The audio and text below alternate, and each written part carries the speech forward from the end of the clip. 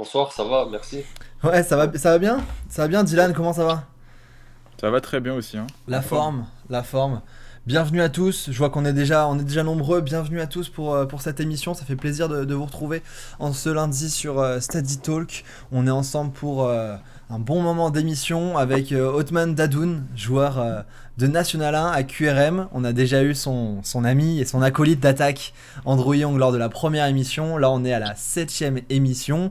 On va se retrouver ensemble pendant un petit moment. N'hésitez pas dans le chat à participer, à poser vos questions. On va faire plus ample connaissance avec notre invité du jour. Comment ça a été, Othman? L'entraînement aujourd'hui, ça a été comment, là?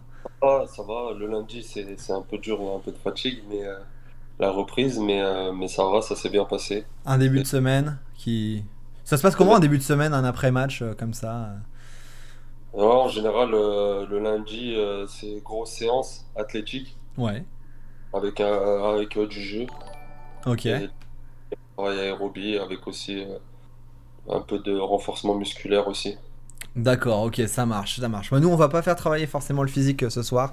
On va réfléchir un peu ensemble mentalement et revenir sur des bons moments, etc. pour voir un peu ton parcours atypique et toutes ces choses-là. Il y a du monde qui est dans le chat. Il y a Andrew qui est dans le chat, qui est en train de mettre des petits messages. Salut les gars, bonsoir Hotman.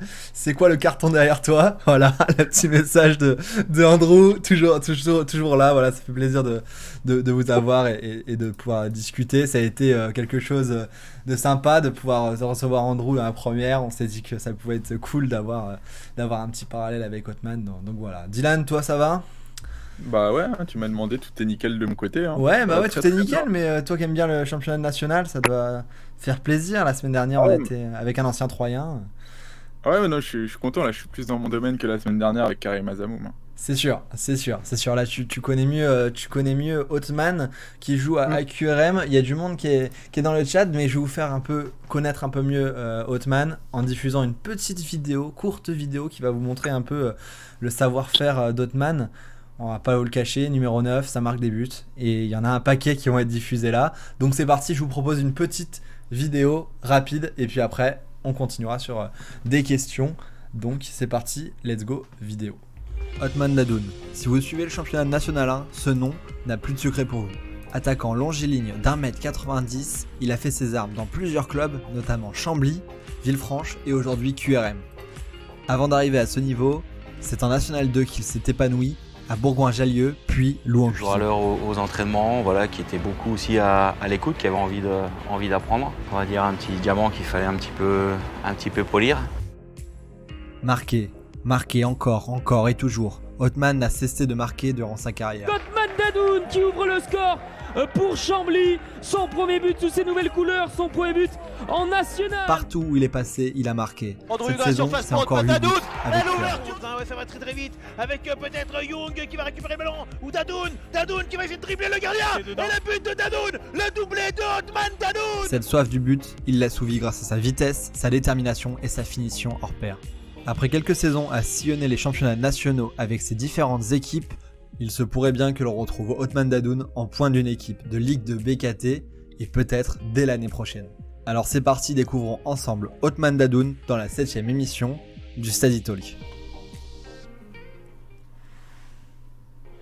Voilà, c'était une petite vidéo d'Othman pour faire un peu plus connaissance, voir un peu ses performances de buteur. On va commencer par la première question de cet entretien, question qu'on a l'habitude de poser à nos différents invités. Une question qui concerne les stades de football, puisque je visite des stades, je me balade un peu partout dans les stades en Europe, dès que la situation est à peu près normale et que les matchs peuvent se jouer, parce que forcément en ce moment c'est un peu plus compliqué. Mais une question par rapport à ça, de ton côté, est-ce que tu as un souvenir qui t'a marqué, toi, en tant que spectateur, dans un premier temps, dans un stade de football, quelque chose qui a été grand dans ta tête, etc. Et en tant que joueur, un autre moment qui t'a marqué plus que d'autres là-dessus, Hotman? En tant que spectateur, quand je suis allé voir un match de foot, Ouais, c'est ça, c'est ça. Dans un premier temps, est-ce que t'as un moment comme ça, en tant que spectateur, que t'as kiffé, que t'as apprécié? moi, je suis allé voir à deux reprises, une fois le Real Madrid, à l'époque c'était à Gerland, à Lyon. Ouais, Il y avait Cristiano Ronaldo, et en 2016 à l'Euro, pareil à Lyon, avec le Portugal. Je suis allé voir aussi, c'est un joueur que je voulais voir jouer. Donc, C'est un, je suis c'est un joueur que tu apprécies particulièrement et à chaque fois que tu y allais, c'est pour le voir. On verra, on aura l'occasion de voir que tu es plutôt un grand fan de Cristiano Ronaldo dans cette émission. On aura l'occasion d'en reparler, je pense. Et est-ce que tu as un moment comme ça qui t'a marqué aussi en tant que joueur, un moment où tu as eu une communion avec le public ou un moment qui t'a marqué au stade, etc. Bah, un des moments bien particuliers, c'est quand on marque un but et que le public il est derrière toi, il te pousse, ou même à la fin du match quand ils viennent te féliciter. Cette Ouais. année, c'est un peu compliqué, il n'y a pas de spectateurs dû au Covid, mais on s'adapte. Et sinon, ouais, c'était des grands moments. La montée en Ligue 2 aussi que j'avais obtenu avec Chambly, c'était un grand moment. Le retour au stade là-bas avec les supporters, voilà, ça on a apporté de la joie, beaucoup de messages. Donc c'était un moment aussi que j'oublie pas. Ouais, c'est vrai que ça a dû être un moment très, très particulier, très spécial dans le stade des Marais. Il me semble que c'est ça, le stade de Chambly. Un stade très, très intéressant, sympa, qui a pas eu l'occasion de connaître la Ligue 2, ce stade, mais qui avait une certaine proximité, qui avait vraiment la touche football amateur, qui essaye de s'immiscer vers le monde professionnel. Et tu as eu des grands moments, on le voit notamment dans la vidéo, où on voit tout ça, et c'est bien sympa, et c'est bien cool, et on espère que le public va revenir dans les stades prochainement. Dylan, est-ce que t'as une question à ce propos Ouais. là-dessus? Bah, ça fait 3 ans que tu es en national. Est-ce qu'il y a un stade en national que tu aimes bien ou que tu aimes bien aller jouer, tu te trouves beau, tu te trouves grand, voilà, que tu apprécies? Bah, dans ce championnat, on a la chance de faire des beaux stades. Le nôtre est pas mal. Après, le stade le plus beau, c'est le Mans, le stade du Mans, Ouais. stade de Ligue 1, que ce soit la pelouse ou même les infrastructures ou les tribunes, c'était vraiment quelque chose de magnifique. Et en plus, j'ai joué là-bas aussi quand il n'y a pas cette année, mais il y a 2 ans quand j'étais à Chambly avec du public. Et c'était vraiment aussi quelque chose de beau. Et je mets ça. Il y a le terrain de Bourg-en-Bresse aussi qui est pas mal. Bon, il y en a plusieurs, mais je mettrais Le Mans en premier. À chaque fois, c'est des terrains comme ça qui sont marqués d'une petite touche d'émotion. Il me semble qu'à Bourg, c'est là que tu marques ton premier but en professionnel avec Chambly. C'est ça. Voilà, il y a ce terrain, ce stade au Mans où c'était un moment important pour la montée avec Chambly. Il me semble aussi que ça a été un moment fort. C'était Non? justement, nous là, on finissait en roue libre, on avait obtenu la montée Ouais. et Le Mans, fallait qu'il finisse barragiste, fallait qu'il nous gagne. Ok. Et on avait fini un peu en roue libre, mais c'était quand même beau, il y avait beaucoup de public. C'est Donc, c'est ce qui me semble. J'ai vu une photo comme ça en préparant l'émission de votre groupe avec les supporters de Chambly qui étaient venus, assez nombreux au Mans, etc. Donc c'est des moments qui restent et des moments forts. Et c'est vrai que ces stades de football sont vraiment, vraiment bien cool là-dessus. Rapidement dans le chat, il y a Jam qui nous dit: dommage que tu sois parti de Villefranche, tu nous manques. Voilà. Tu as le talent pour jouer au-dessus. Voilà, donc n'hésitez pas dans le chat à participer, à mettre vos petits messages. Vous avez le privilège d'être en direct avec nous et voilà, ça fait plaisir. C'est également en rediffusion sur YouTube. Si à un moment vous manquez une partie, ça sera en rediffusion sur YouTube dans les jours qui viennent sur la chaîne Stadito Replay qui est écrit juste en bas. Donc voilà, petit coucou aux gens qui écoutent la rediff. Donc voilà, je pense on est passé sur cette question sympa des stades de football qu'on a l'habitude de poser à chaque fois à tous nos invités, puisque c'est aussi une question importante. Le lieu, l'endroit où on joue, le terrain, tout ce qu'il y a autour. Et comme on n'a pas la chance actuellement de pouvoir influer sur les matchs, et c'est aussi l'occasion de penser à tout le monde et à tous ces supporters qui ont envie d'aller au stade. Ce que je vous propose... Ouais, vas-y Dylan. Est-ce que Hotman, t'as un stade où t'aimerais jouer qui te fait rêver, peu importe hein, l'endroit, le pays, comme ça qui te fait rêver? Quand tu en parles, t'as des étoiles dans les yeux. ouais, bah, je te dirais Bernabéu, hein. Ouais, pour rester sur. Étonnant, hein, étonnant ça. Franchement, j'aurais peut-être mis une petite pièce dessus. J'aurais peut-être mis une petite pièce sur le Bernabéu. Avec le 7 dans le dos. Ah, le 7, non, trop Non lourd à porter. Trop lourd. C'est lourd à porter le 7 dans le dos. Au Real, ouais, j'avoue. J'avoue qu'au Real, c'est chaud. C'est chaud. Ok, ça marche, nickel. Alors, ce qu'on va faire, c'est qu'on va passer sur le jingle et puis après, on va partir sur la partie présentation où Dylan posera ses questions. On va apprendre à bien mieux connaître Hotman, à parler de ses différents postes auxquels il a joué et vous allez être surpris. Différents sports aussi auxquels il a participé. Donc, c'est parti, jingle. et on passe aux questions.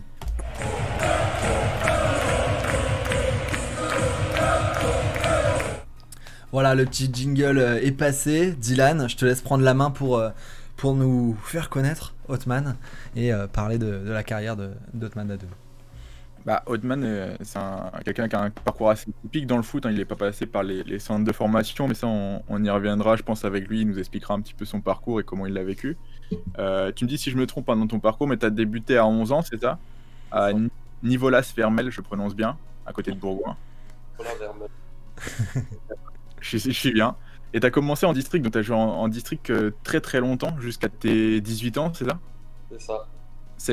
Mais tu as toujours eu cette passion du foot, l'envie de faire ce métier, ou c'est vraiment au début c'était pour jouer avec les copains et tu pensais pas forcément à en vivre comme aujourd'hui? Bah, de 11 ans à 13 ans, ouais, à 13-14 ans, c'était surtout apprendre le football, parce que j'avais pas de base, etc. Mais c'était surtout apprendre le football, mais j'aimais ça, j'aimais vraiment le foot, même que ce soit après l'école ou à l'école, pendant la récréation, etc. J'étais tout le temps avec un ballon. Et ouais, après, rapidement, j'ai voulu en faire mon métier. Et même à l'école, quand il y avait l'entrée des classes, on avait tous un papier. Je me rappelle, j'étais avec mes meilleurs amis. Parce que de niveau là, au collège, on est tombé dans la même classe. Et fallait mettre sur un papier, tu veux faire quoi plus tard? Je mettais footballeur. Et mon meilleur ami, il rigolait. Il rigole toujours? Maintenant, il rigole plus. Il rigolait. Cinquième, pareil, cinquième, je mettais encore footballeur. Et puis, redescends sur terre, machin, t'es là, voilà quoi. Mais bon, après, je peux comprendre aussi les avis, mais moi, ça a toujours été dans ma tête. Mais même à un moment donné, t'as jamais douté, quand les années passaient, que tu te rapprochais de ta majorité et que t'étais toujours en district du côté de Nivolas-Vermelles, t'as jamais douté le fait de vivre de ta passion?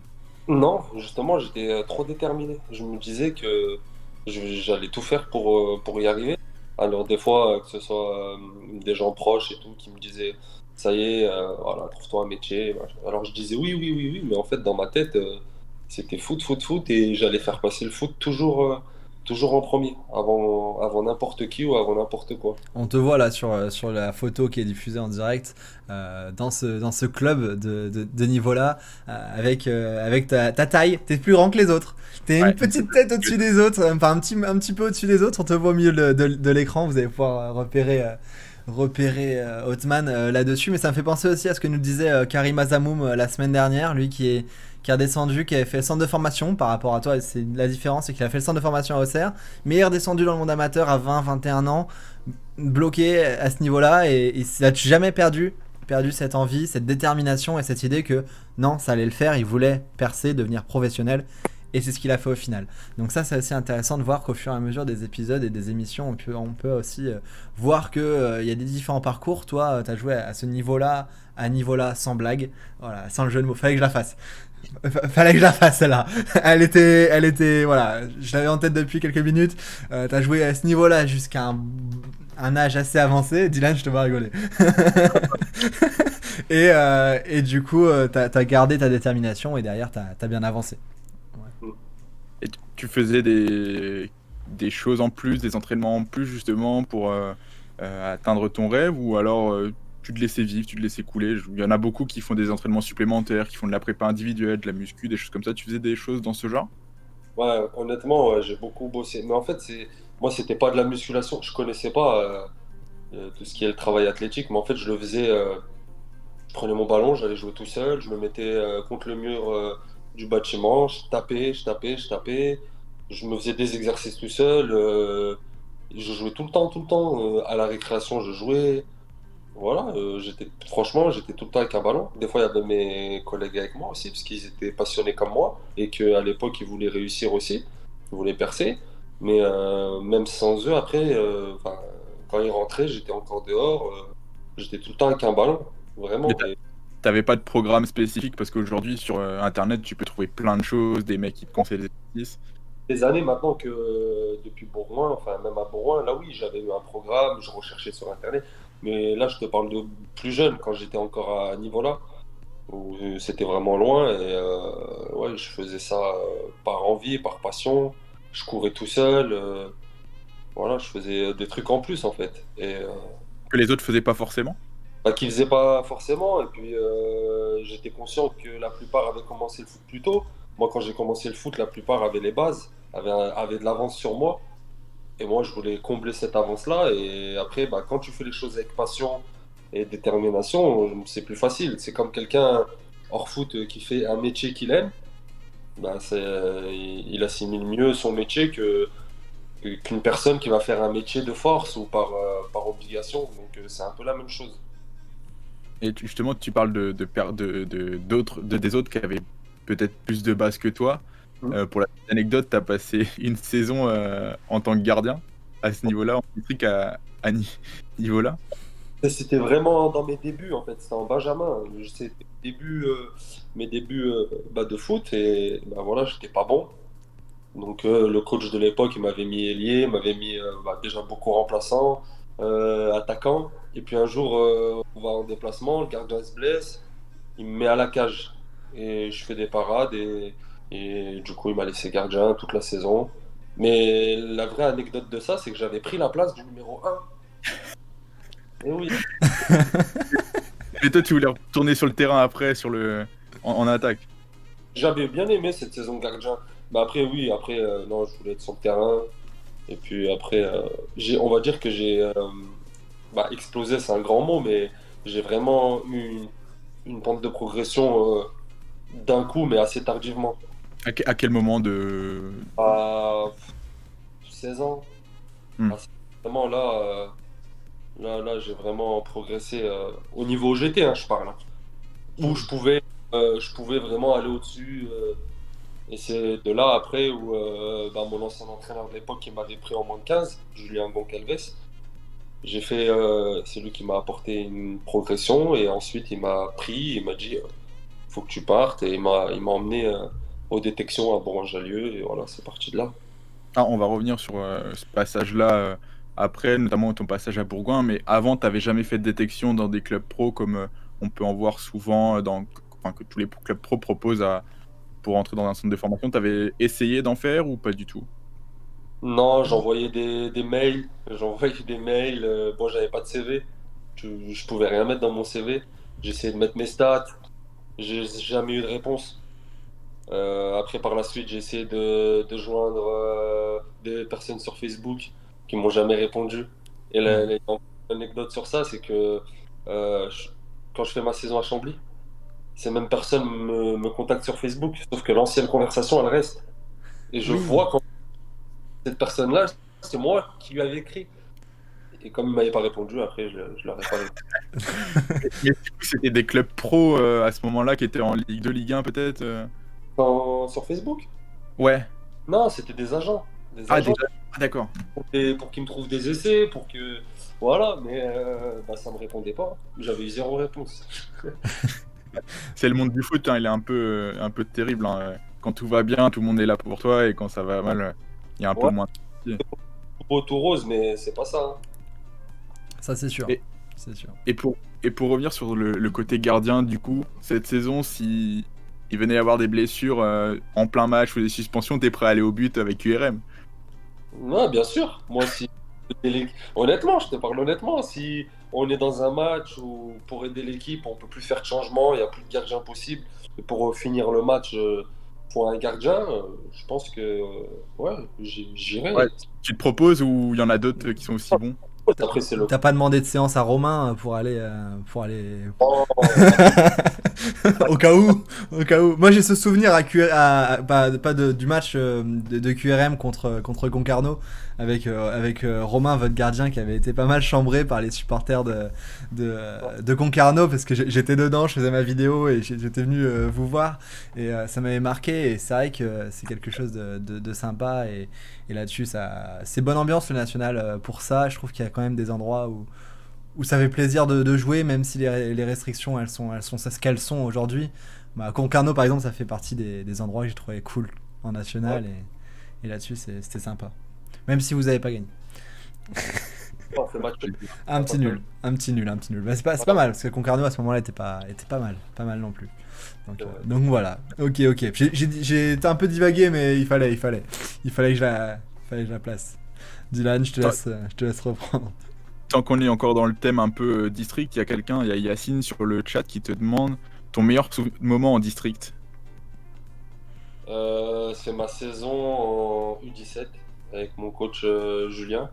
On gagne la Coupe d'Isère. Et je crois, si j'ai des bons souvenirs, j'avais mis au moins 40 buts, je crois. Franchement, mais bon, c'était en district, hein. Oui, ouais. Mais il faut les mettre quand même. Ouais, faut les mettre, c'est vrai, c'est vrai. Mais je jouais lié, j'étais pas attaquant. Ok. Non, mais parce que on voit quand même sur la vidéo qu'a fait Basile quand tu marques des buts à Bourgoin ou à Louan-Cuiseaux, t'as quand même une facilité face au but à ce niveau-là, en fait, avec des joueurs qui sont peut-être qui ont pas forcément le niveau au-dessus, auquel tu joues maintenant. Et quand tu arrives face au but, tu la places assez facilement où tu veux. J'ai ce but contre la réserve de Bastia que tu mets assez facilement. Je crois que c'est avec Louan-Cuiseaux. Enfin, ça se voit quand même que tu es au-dessus de ce niveau-là, qui était la N3 à l'époque. Et je pense qu'en district, c'était pareil. Ouais, c'est vrai que c'était un peu pareil.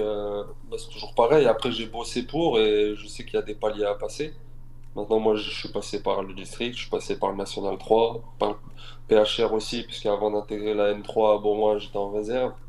Et voilà, à chaque fois, j'ai passé les paliers, je me suis adapté au niveau pour aller encore au-dessus et c'est bien. Ah, pendant ton adolescence aussi, t'as porté les gants de gardien, mais t'as aussi porté les gants de boxe. Ouais. T'as failli signer, enfin, signer, pourquoi je dis signer? T'as failli faire les championnats de France, c'était ça? Ouais, en fait, je fais de la boxe et le foot à côté. Et direct, je fais de la compétition, parce que j'étais un peu doué, franchement, à la boxe. Et mon père était content aussi. Il aimait beaucoup la boxe et j'ai fait de la boxe. J'attaque la compétition. Je fais champion départementaux, championnats régionaux, je gagne. Je finis champion régionaux. Après interrégionaux, je gagne. Et ensuite, on part à Marseille pour championnat de France, les qualifs, et je perds. Voilà, je perds. Et pour une première année de boxe, c'était correct. Oui. Oui, c'est pas mal. Euh, C'est pas mal. Ensuite, le coach, parce que je faisais pas tous les entraînements, vu que j'avais le foot à côté, et moi je préférais le foot. Et l'entraîneur de boxe, il avait dit à ma mère, voilà, faut qu'il choisisse, et j'avais choisi le foot. Et du coup, il avait quand même essayé un petit peu à faire le forcing, à dire à ma mère, il est doué à la boxe, je pense qu'on peut en tirer quelque chose, etc. Et moi, je voulais rien savoir, c'était le foot. C'était le foot, et j'ai arrêté la boxe et j'ai continué le foot. T'étais doué dans d'autres sports aussi, sinon, parce que la boxe, le foot. Ouais, ça, après, j'ai toujours aimé le sport. En EPS, je me donnais toujours à fond, soit en hauteur, soit en longueur. Franchement, athlétisme, badminton, ping-pong, escalade aussi, j'étais pas mal. Mais après, c'est le sport. J'ai toujours aimé le sport. Il n'y a que le rugby que j'aimais pas. Le rugby, j'ai jamais aimé. Mais sinon, tous les sports, j'ai bien aimé. Le cross, des collèges, des lycées, j'ai toujours bien aimé. T'as des qualités physiques peut-être naturelles qui font que t'y vas, t'es dedans, t'aimes bien et ça t'a apporté aussi, je pense, de la détermination. Ça t'a amélioré sur le côté mental, c'est la boxe. Toutes ces choses-là, je pense aussi, ça a fait dans ta personnalité, dans la façon d'appréhender les choses. Mais d'avoir ce passif avec des sports de combat, ça peut être aussi très important, non? Ouais, ça, c'est un tout. ça te sert justement la boxe aujourd'hui dans le foot? Ou ça t'a servi à un moment donné? Ouais, pour me défendre. Moi, Bah ouais, on pense à ça en premier. On pense à ça en premier. Non, en fait, j'étais- c'est pas hyper actif, mais au collège, j'étais très sanguin, très impulsif, et ça fait, il me fallait un sport pour me défouler. À la base, c'était parti pour du défoulement, mais quand je me mets dans un sport, j'aime me donner à fond, et j'avais bien aimé la boxe. Sport de combat, tout le monde aime les sports de combat, et puis après voilà, j'y ai pris goût, c'était parti comme ça. Sauf qu'au bout d'un moment, quand t'es sérieux un peu des deux côtés, ben, on te demande de faire un choix. Mon choix, c'est le foot. Et bon, bah, je regrette pas, hein, mais après, à l'heure d'aujourd'hui, est-ce que la boxe, ça m'a servi? Non, j'aime me regarder à la télé, voilà, moi je suis dans le foot, mais ça a été une bonne expérience en tout cas. On nous dit la calache algérienne sur le chat. C'était pas ton... Yohan Nanou, il a joué avec moi, c'est le frérot. Ah, c'était pas ton surnom à toi? Si, c'est lui qui m'appelle comme ça. Comme ça. C'est sympa de voir que il y a des anciens collègues dans le chat Ouais. qui sont présents, des gens qui sont là pour toi également, et ça c'est cool, c'est cool, ça fait Ouais. plaisir. C'est depuis les débuts, hein. C'est depuis les débuts. Et ouais, et ouais, ouais. Du coup, tu nous en parlais tout à l'heure, il y avait une personne qui est importante pour toi dans ton parcours, c'est Julien Goncalves ou Gonçalves, je sais pas comment on dit à chaque fois. Donc, Euh, on va dire qu'il a été le, l'élément déclencheur, même si moi, derrière moi, il y avait beaucoup mon oncle. Voilà, mon oncle avec qui j'ai travaillé. Mais Julien Calves, ça a été l'élément déclencheur dans le sens où un jour, il me dit, viens, on va voir un match. Et c'était à l'époque les seniors, ils étaient en DH à Bourgoin. Ils jouaient contre une équipe à côté. Et il me bloque là-bas, en fait. Et il me fait rencontrer le directeur sportif un peu de là-bas pour une détection. Et la semaine d'après, je fais une détection et je suis pris, en fait. Ça, on va dire, ça a été parce que moi, de moi-même, même si je voulais réussir dans le foot, je sais pas si j'aurais fait ce premier pas à aller à Bourgoin, faire une détection, faire les démarches. Et il a été l'élément déclencheur sur ça. Et depuis, il m'a toujours suivi. Quand j'étais à Bourgoin, il venait à tous les matchs. Et on est toujours en contact. il était coach, c'était ton coach aussi à Bourgoin? Non, c'était que À niveau-là, en U10, 19. Ok. Voilà. Donc, ouais, ça a été ça. Il t'a fait prendre une petite prise de conscience, entre guillemets. Ouais, voilà, surtout quand à cet âge-là, moi j'avais déjà dans ma tête l'envie d'être le meilleur enfin, de ma catégorie, on va dire, et d'aller au-dessus. Et lui, ça se rejoignait en fait. Lui, c'était quelqu'un aussi de passionné. Il prenait du temps et il mettait du cœur dans ses entraînements, etc. Donc, moi, il m'a fait progresser. Il m'a fait progresser à l'heure d'aujourd'hui, on est toujours en contact. C'est une bonne personne et bien sûr, faut être reconnaissant pour ce qu'il a fait quand même. Du coup, à Bourgoin, tu fais tes premiers matchs en ligue, en région, c'est ça? D'abord, j'arrive en moins de 19 ans, Hmm. en honneur à l'époque, où je finis meilleur buteur. Là-bas, à Bourgoin-Jallieu, c'est là où j'ai été placé attaquant, dans l'axe dès que je suis arrivé. Numéro 9. Ensuite, j'intègre les seniors. Et, bon, après, là, ça a été un peu la galère, on va dire. J'ai été mis en équipe réserve alors que j'étais performant et que je marquais des buts. Mais le coach à l'époque là-bas de l'équipe première, il voulait rien savoir. Je m'entraînais même pas avec l'équipe 1, etc. Donc ça a été un peu compliqué pendant 2 ans. Ouais, pendant 2 ans, ouais. Ça a été compliqué. Et la troisième année, j'ai envie de partir.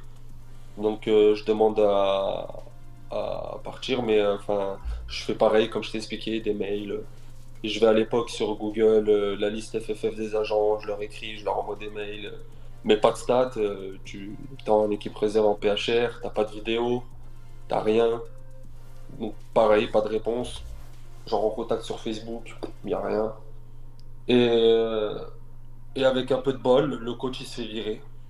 Nouveau coach qui arrive.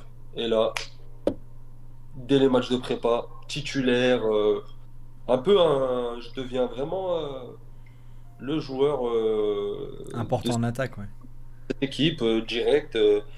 C'était Fabien Tissot qui venait d'arriver, ancien professionnel, il avait joué à Nancy. Et direct, j'ai sa confiance, il me met à tous les matchs. Et puis j'enchaîne, je marque des buts rapidement. Et puis à la trêve, je suis meilleur buteur de la région, je suis en sélection Rhône-Alpes. Et sur un désaccord avec le club où ils n'avaient pas tenu leur engagement parce que je voulais me consacrer qu'au foot, j'ai une proposition de Louan Cuiseau et je décide de partir en fait. Parce qu'après à Bourgoin, j'ai plus été respecté, donc j'ai décidé de partir. Justement, tu dis que tu as voulu te concentrer sur le foot. Je crois que tu as arrêté justement à l'arrivée de Fabien Tissot, tu travaillais avec. D'abord, tu montais des ascenseurs, et Ouais. après, tu as travaillé avec ton oncle Hamid dans la maçonnerie charpente, c'est ça? Ouais, en fait, à 18 ans, j'étais en bac professionnel et fallait trouver un boulot après ça. Donc, j'étais d'abord dans les ascenseurs, mais le problème, c'est qu'il y avait beaucoup de déplacements.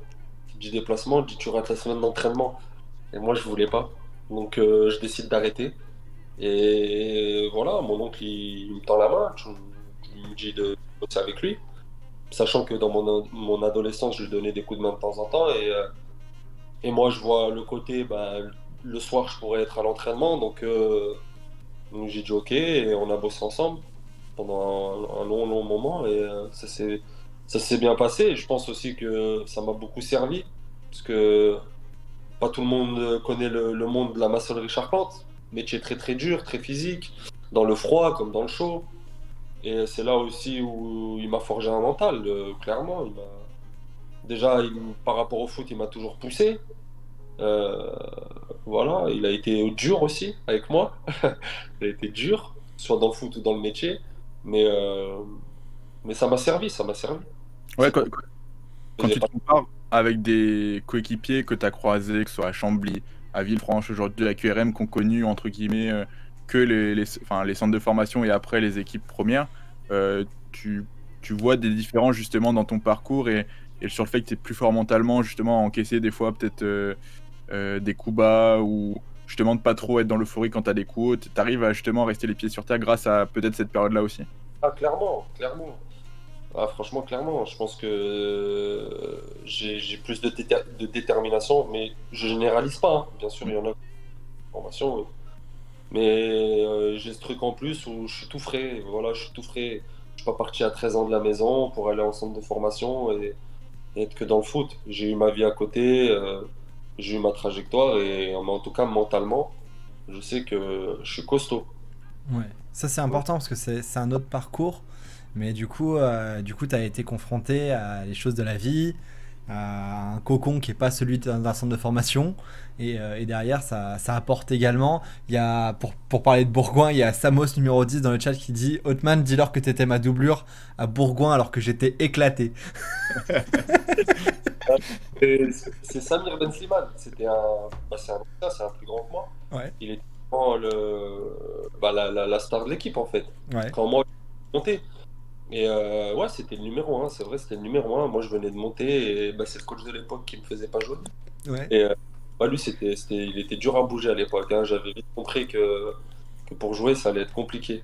Mais j'ai réussi après à inverser la tendance et il a quitté le club. Bah, il est là, tu peux le saluer, il est présent ce soir avec nous, il regarde cette interview, ça fait plaisir. Vraiment, ça me fait plaisir de voir que vous êtes nombreux à avoir connu Hotman dans le passé et que vous êtes là pour discuter avec nous.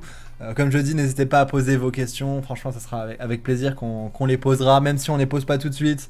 On les garde et on les pose au moment venu de notre interview. C'est aussi intéressant, important. Il y a eu quelques questions sur QRM, mais on va y venir. Voilà, ça fait partie de ces choses-là et c'est vraiment cool de vous avoir.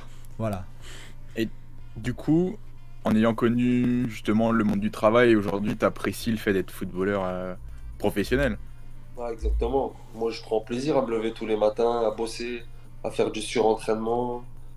Je râle pas. Faire du pilate. Ouais, même faire du pilates, mais je râle pas par rapport au foot. En gros, tu sais, Bien le sûr. matin, à l'entraînement, je vais pas râler. Bien sûr. Le foot, les coéquipiers et tout, ça, c'est voilà, mais je râle pas dans le sens où mon réveil il sonne le matin, je me dis Ouais. pas, faut aller au foot et tout. Voilà, je sais ce que c'est. Je me suis levé pour aller travailler, donc franchement, C'est du bonheur. il y a plus Et, dur. et justement, tu as déjà eu des discussions avec des coéquipiers qui n'ont pas connu ça Ouais, qui... plein de fois, plein de fois. Quand des T'as un fois. exemple à nous donner, par exemple? Ouais, après sans citer de nom, mais Pas cite pas de nom. ouais, après. Ouais, je sais qu'une fois j'avais une discussion avec un joueur de Chambly, quand j'étais là-bas.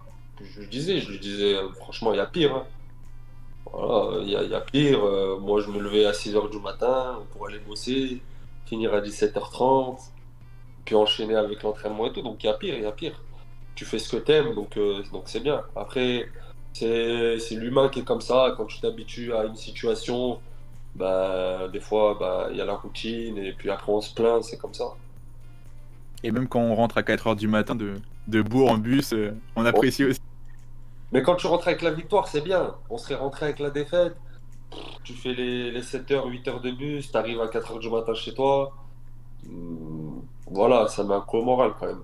Mais on a fait le job, donc c'est bien. Les retours, ils passent mieux. Ok.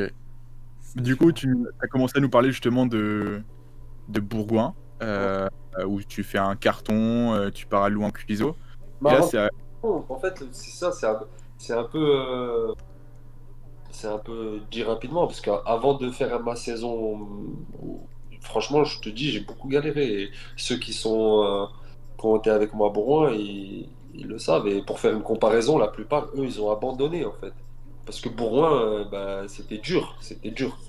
dur dans quel sens? Physiquement ou mentalement? Non, c'était dur mentalement pour arriver en équipe 1 parce que quand tu as un coach voilà, des fois, tu tombes, je te parle pas de jeu haut niveau, mais le bas niveau, tu tombes avec un coach, bah, il fait jouer sa préférence parce que à la buvette, il était avec lui, parce que voilà, c'est des trucs. Toi, tu es là, tu es jeune, tu as faim, tu as envie de montrer ce que tu sais faire, tu penses qu'à ton truc, et puis petit à petit, bah, tu es déçu, mais tu t'accroches, et puis après on te donne à manger, tu réponds présent, et puis la semaine d'après, tu es hors groupe. Un jour, on joue à domicile, anecdote de malade, hein. On joue à domicile, on reçoit Chamalières à l'époque, et c'était pas Fabien Tissot l'entraîneur, c'était un ancien, celui qui me faisait pas jouer. Il me dit, Hotman, si tu veux rester dans le groupe, continuer à jouer et tout, il faut que tu marques sur le terrain. Tu marques et comme ça, je pourrais pas t'enlever. Oh. Et je m'ai doublé. La semaine d'après, j'étais où? En réserve. Comment tu peux expliquer ça? Ça doit être- Après, J'aime pas, parce que avant le foot, t'es un homme, et quand tu dis une parole à quelqu'un, moi demain, je dis, si tu marques, je t'enlève pas, mais il te met doublé. Comment tu peux l'enlever la semaine d'après? C'est des choses logiques que je comprendrai jamais. Mais bon, après, voilà, c'est des parenthèses. Moi, je me suis accroché, ça m'a pas atteint, ça m'a renforcé. Et après, à la fin, je jouais qu'avec la haine. Et quand il y a eu le nouvel entraîneur, c'était les deux. C'était mon envie de réussir et la haine pour montrer aux autres. Il fallait me faire jouer avant, etc. Et ça a pris. Et puis après, oui, je pars à Lyon Cuiseau où j'enchaîne tout de suite. justement, avec le nouvel entraîneur Fabien Tissot, il y a eu un traitement aussi peut-être équitable. Exactement. C'est ce que tu dis dans une interview à propos de Fabien Tissot, il a tout de suite su me comprendre et comment faire pour me mettre en confiance. Direct. Direct, c'était les entraînements en préparation. Et ouais, directement, j'ai vu que c'était pas pareil, que les matchs de prépa, c'était bien. Et puis après, en championnat, ça a enchaîné directement. Et tu mets combien de buts justement on va perdre Hotman. Moi, Tu mets combien de buts sur sur la première partie de saison justement avec Bourgoin? Bourgoin, la première partie de saison avant la trêve, j'en mets 7. Et après, je pars à Louan, j'en mets 13. Je fais une saison à 20 buts. C'est énorme en N3. Ouais, changeant de club, c'était pas mal, c'était pas mal. Et justement, c'est là où on se rend compte à quel point le foot ça va vite. Parce que les dates sont approximatives, hein. Mais en gros, le 1er juillet 2017, t'es en réserve à Bourgoin. Et le 1er juillet 2018, tu rejoins Chambly en N1. Tu passes de la PHR à la N1 en un an, en ayant tout explosé avec Bourgoin puis avec Louan-Cuiseaux. Comment t'as vécu justement cette année qui est passée à une vitesse folle pour toi? Honnêtement, c'était ce que j'attendais. C'était ce que j'attendais. Pour moi, j'ai tout fait pour que ça arrive. Après, encore une fois, quand faut qu'il y ait des choses qui s'alignent, c'est-à-dire j'ai bossé, là, j'étais déterminé, mais après, encore une fois, si tu tombes sur le bon coach qui fait que il reconnaît tes qualités, qu'il a besoin de toi, qui te donne cette confiance-là, c'est encore un plus. Et après, bah, ça roule. Et puis en plus, quand tu as tes coéquipiers qui te font confiance, ça roule. Et quand je pars de Bourgoin, je pensais que ça allait être dur pour m'adapter. Au final, ça glisse tout seul à Louan. Et c'est vrai qu'après, c'est la période où moi je découvre. Enfin, j'étais pas dans ça, les agents, etc. Et puis le fait de marquer des buts et je fais une saison à 20 buts, là, beaucoup d'agents viennent te parler. Et c'est là où bah, faut savoir gérer, mais j'ai jamais eu de pression par rapport à ça, j'ai jamais eu de choses particulières, quoi. Ju- Justement, comment on gère ça, justement, l'attention des agents qui viennent tous, qui arrivent te parler, vouloir te signer, te signer dans un autre club, etc. Comment on gère ça, justement, t'avais quel âge à cette époque? J'avais T'es assez jeune encore, t'avais 20 ans, non? non, j'avais 21, 22. Un terrain de justement, comment t'as jamais connu ça? Comment tu gères ça et comment t'apprends à gérer ça? Déjà, des conseils des amis qui connaissent, qui ont connu ça. À Bourgoin, celui qui m'a conseillé au début, avant que je parte à Louan, qui est venu avec moi à l'époque pour me conseiller, c'était Jérémy Fernandez. Après, j'avais mon pote Yanis Mergi, qui est dans le monde pro, qui avait eu une ascension aussi un peu fulgurante. Donc, pareil, il me conseillait. Et voilà, après, j'en parlais aussi à des joueurs un peu plus d'expérience et, euh, et à mon oncle, à mes parents. Donc, même quand on connaît pas beaucoup le foot, on a toujours deux, trois bons conseils à prendre. Et, euh, et moi, je me suis jamais pris la tête avec ça. Déjà, j'ai été un revanchard parce que, honnêtement, je crois que j'ai eu cette année-là peut-être 16 ou 17 agents et il devait en avoir une dizaine sur Facebook. C'était des agents que j'avais déjà contactés. Et, moi, j'étais un revanchard, pas calculé du tout, rien savoir. Mais après, au final, euh, Yanis Mergi m'avait mis en contact avec un bon agent et l'agent voulait travailler avec moi. Et puis ensuite, il a finalisé avec Chambly. Et voilà, ça avait été comme ça, mais jamais, jamais mis de pression par rapport aux agents. Parce qu'il y en a beaucoup qui ruinent des carrières de joueurs aussi, qui promettent pas Bien mal sûr. de choses ou qui pensent que à leur commission, etc. Mais, euh, mais après, voilà, faut aussi faire les bons choix. Ouais. Moi, c'est un sujet sur lequel je voulais revenir avec toi, sur tout l'aspect communication et l'aspect mise en lumière de ton image, de toutes ces choses-là. En préparant l'émission, on a vu que par exemple, tu avais une page Facebook sur laquelle tu avais pas mal alimenté, tu avais beaucoup de photos de toutes ces années, etc., dans les différents clubs, etc. L'importance aussi, on en a pu le discuter avec différents joueurs comme Val Liénard, qui est passé ici, avec Antoine Lemarié, etc. L'importance d'avoir des vidéos de ces matchs et d'avoir aussi de quoi montrer, parce que c'est beau d'avoir des qualités, d'avoir beaucoup de compétences, de bien réussir dans son club. Si ça, on peut pas le montrer quand on va à l'extérieur, les agents, à part faire le bon match au bon moment, quand il y a le bon scout qui est sur le bord du terrain ou la bonne personne, c'est difficile. Toi, comment est-ce que tu gères la communication là-dessus, autour de tes photos, des vidéos, etc., sur les réseaux sociaux? Il me semble que c'est quelque chose d'assez important pour toi. Bah, moi, j'ai mon compte perso sur Facebook. La Ouais, page, ouais, c'est Flo, c'est quelqu'un qui a son entreprise, FCK.com, ouais, qui est venu qui était venu à moi et on avait bien sympathisé et il voulait gérer sa com pour se développer, ma com pour se développer. d'accord. Et, et du coup, ça s'était bien passé. Et j'aime bien son travail. Il est très professionnel. Quand j'ai des photos à lui envoyer, je lui envoie des photos et puis après, il gère tout ce qui est post, etc. Ok, Non, moi, j'ai mon compte perso. Après, sur Insta, c'est moi. ok. Maintenant, c'est moi sur Insta. Donc je publie. Ouais, j'aime bien l'image. L'image, c'est bien. Et puis aussi, je trouve je suis plus sur Bourgoin. Donc, des gens qui veulent te suivre. Bien sûr. Ta famille, tes proches, tes amis, donc ils te suivent. Et pour revenir à ce que tu disais, ouais, quelqu'un qui a du talent ou qui a des qualités, qui n'a pas de vidéo pour se faire remarquer, malheureusement, c'est ça le football, là où je l'ai un peu vécu, c'est toi, t'arrives, t'es plein de motivation, plein de détermination, même si t'as un talent ou t'as des qualités, mais t'as pas de vidéo ou t'as pas de CV. Il y a un CV sur la table qui vient et ça marque que le joueur, pas toi, mais le joueur en Oui, tant a fait tel centre de formation, mais ils vont prendre celui qui a fait tel centre de formation. Alors que c'est un coup, tu as le même dans les chaque jambe, mais ils ouais, le savent, ils bien veulent pas sûr. te faire. Ils se disent, ouais, il n'a pas fait de centre de formation, c'est quoi, c'est une arnaque, machin. Mais en fait, pas du tout. C'est un coup, le gars qui a fait le centre de formation, t'es 10 fois meilleur que lui, mais ils veulent pas prendre le risque. Et malheureusement, ça fait passer beaucoup de joueurs comme ça. Ouais, non, c'est vrai que c'est quelque chose d'ultra important d'avoir ces images, d'avoir toutes ces choses-là.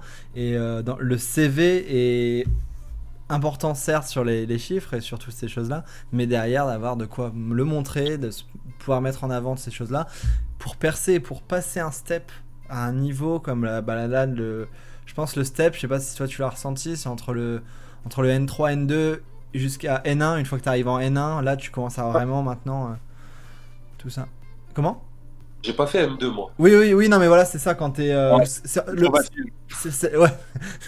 Non mais quand t'es dans ce niveau, on va dire, N3, N2, c'est approximatif. Et le passage à la N1, où là il y a un peu plus de médias, c'est un peu plus médiatisé, où t'as des clubs qui sont un peu plus avancés là-dessus et qui permettent d'avoir aussi une communication intéressante.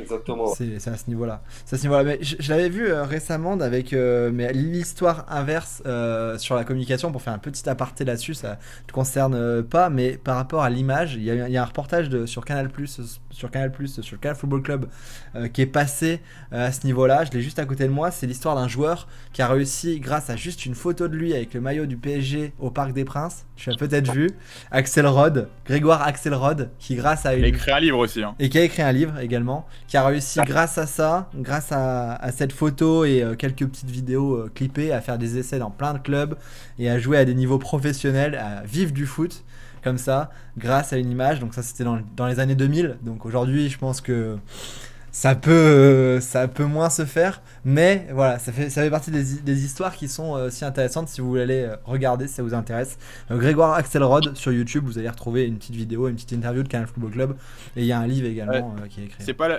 l'after foot plutôt Non, bah là j'ai devant moi là j'ai le Canal Football Club qui a sorti une vidéo il y a une semaine à peu près, je sais pas si vous allez voir. J'ai été invité de l'after foot, je crois, cette semaine Voilà. aussi. Moi, Ils j'ai ont vu fait, ça. bah voilà, ça a été repris. Voilà, il y a une semaine Canal Football Club et après il y a d'autres médias aussi qui en ont parlé. Mais voilà, c'est l'importance de la communication, l'importance des images, des vidéos, de toutes ces choses-là pour passer un step entre le foot amateur et le foot semi et professionnel, on va dire. Là-dessus, je pense que c'est important. Et c'est vrai qu'en cherchant et en préparant l'émission, j'ai vu que toi, c'était quelque chose d'important de pouvoir avoir de la communication, de pouvoir faire tout ça. Et voilà, ça me tenait à cœur de pouvoir en discuter, parce que c'est un domaine que je maîtrise pas mal et c'est cool. Mastour, voilà, on me dit Hicham Mastour s'est fait connaître sur les réseaux sociaux. Lui, c'est l'effet inverse, c'est qu'il s'est fait connaître sur les réseaux sociaux, on le connaît que sur les réseaux sociaux, sur des vidéos, et au final, il n'y a rien eu derrière, on va dire, en termes de professionnel et footballistique. Ouais. Mais voilà, c'est des contre. Il a marqué son premier but professionnel là, ce week-end là, avec Carpe, ouais. En série C. Voilà, bah parfait, on est dans l'actu en plus. C'est pas beau ça. c'est parfait. Regarde, là on va rebondir. Othman nous parlait qu'il y avait, voilà, quand t'es en N2, N3, il y a beaucoup de joueurs qui se sont refusés. Et il y a un joueur qui a signé, qui jouait au Gol FC, qui a signé aujourd'hui à VA, Sekou Makalou. Ouais. Bon, lui qui est passé par un centre de formation, je crois qu'il a dû passer par Sochaux, mais qui est passé comme toi à Louan-Cuiseaux, peut-être. Tu l'as peut-être connu là-bas? Non, je l'ai pas connu là-bas, non. Mais après, voilà, il a fait un centre de formation, donc déjà ça donne les bases. Ça freine moins certains clubs. Voilà, après, c'est comme ça, c'est le foot en France. Je trouve que dans d'autres pays, ils donnent plus la chance à des joueurs. En France, c'est un peu plus bouché. Parce que après, je comprends que le niveau soit plus élevé qu'ailleurs, qu'il y ait plus de licenciés aussi qu'ailleurs, mais je pense pas que ce soit qu'un problème de niveau, Othman. Je pense qu'il y a beaucoup un problème de relation, de connaissance aussi dedans. Ouais, mais là ça va, ça va mieux. Maintenant, les clubs sont un peu moins freinés d'aller chercher dans les divisions inférieures. Puis maintenant, ça y est, les réseaux, tout le monde est filmé, ouais. Tout le monde a le téléphone, une caméra. Voilà, maintenant, c'est moins freinant, Mais les agents aussi sont moins freinés d'aller chercher des joueurs dans les basses divisions et de les emmener au-dessus. Ça a changé. On l'a vu avec Sangaré aussi, Sangaré d'Amiens, qui a signé à Amiens, qui a fait un jump d'un nombre de divisions énorme là récemment et qui est maintenant quasiment titulaire sur les derniers matchs d'Amiens. Voilà, les choses avancent et vont vite. Et toi t'es l'exemple des choses qui vont vite, qui vont très vite. Que ce soit sur le terrain, dans ton couloir, quand tu prends le couloir, ou avec la carrière, avec une année folle que tu as pu avoir là-dessus. Voilà. Il y a Mathieu qui nous demandait dans le chat si tu avais joué avec Valentin Liénard, qu'on avait reçu il y a un mois et demi, et qui a joué à Louan-Cuiseaux aussi. Non, t'as pas joué avec lui. Ouais, il a dû être parti avant, je pense. Ouais, il était passé il y a très longtemps. Othman aussi. 4 mois, c'était rapide. Oui, en plus, ouais, ça a été rapide. Il y a quelques images de ce passage à Louan qui sont diffusées là, actuellement.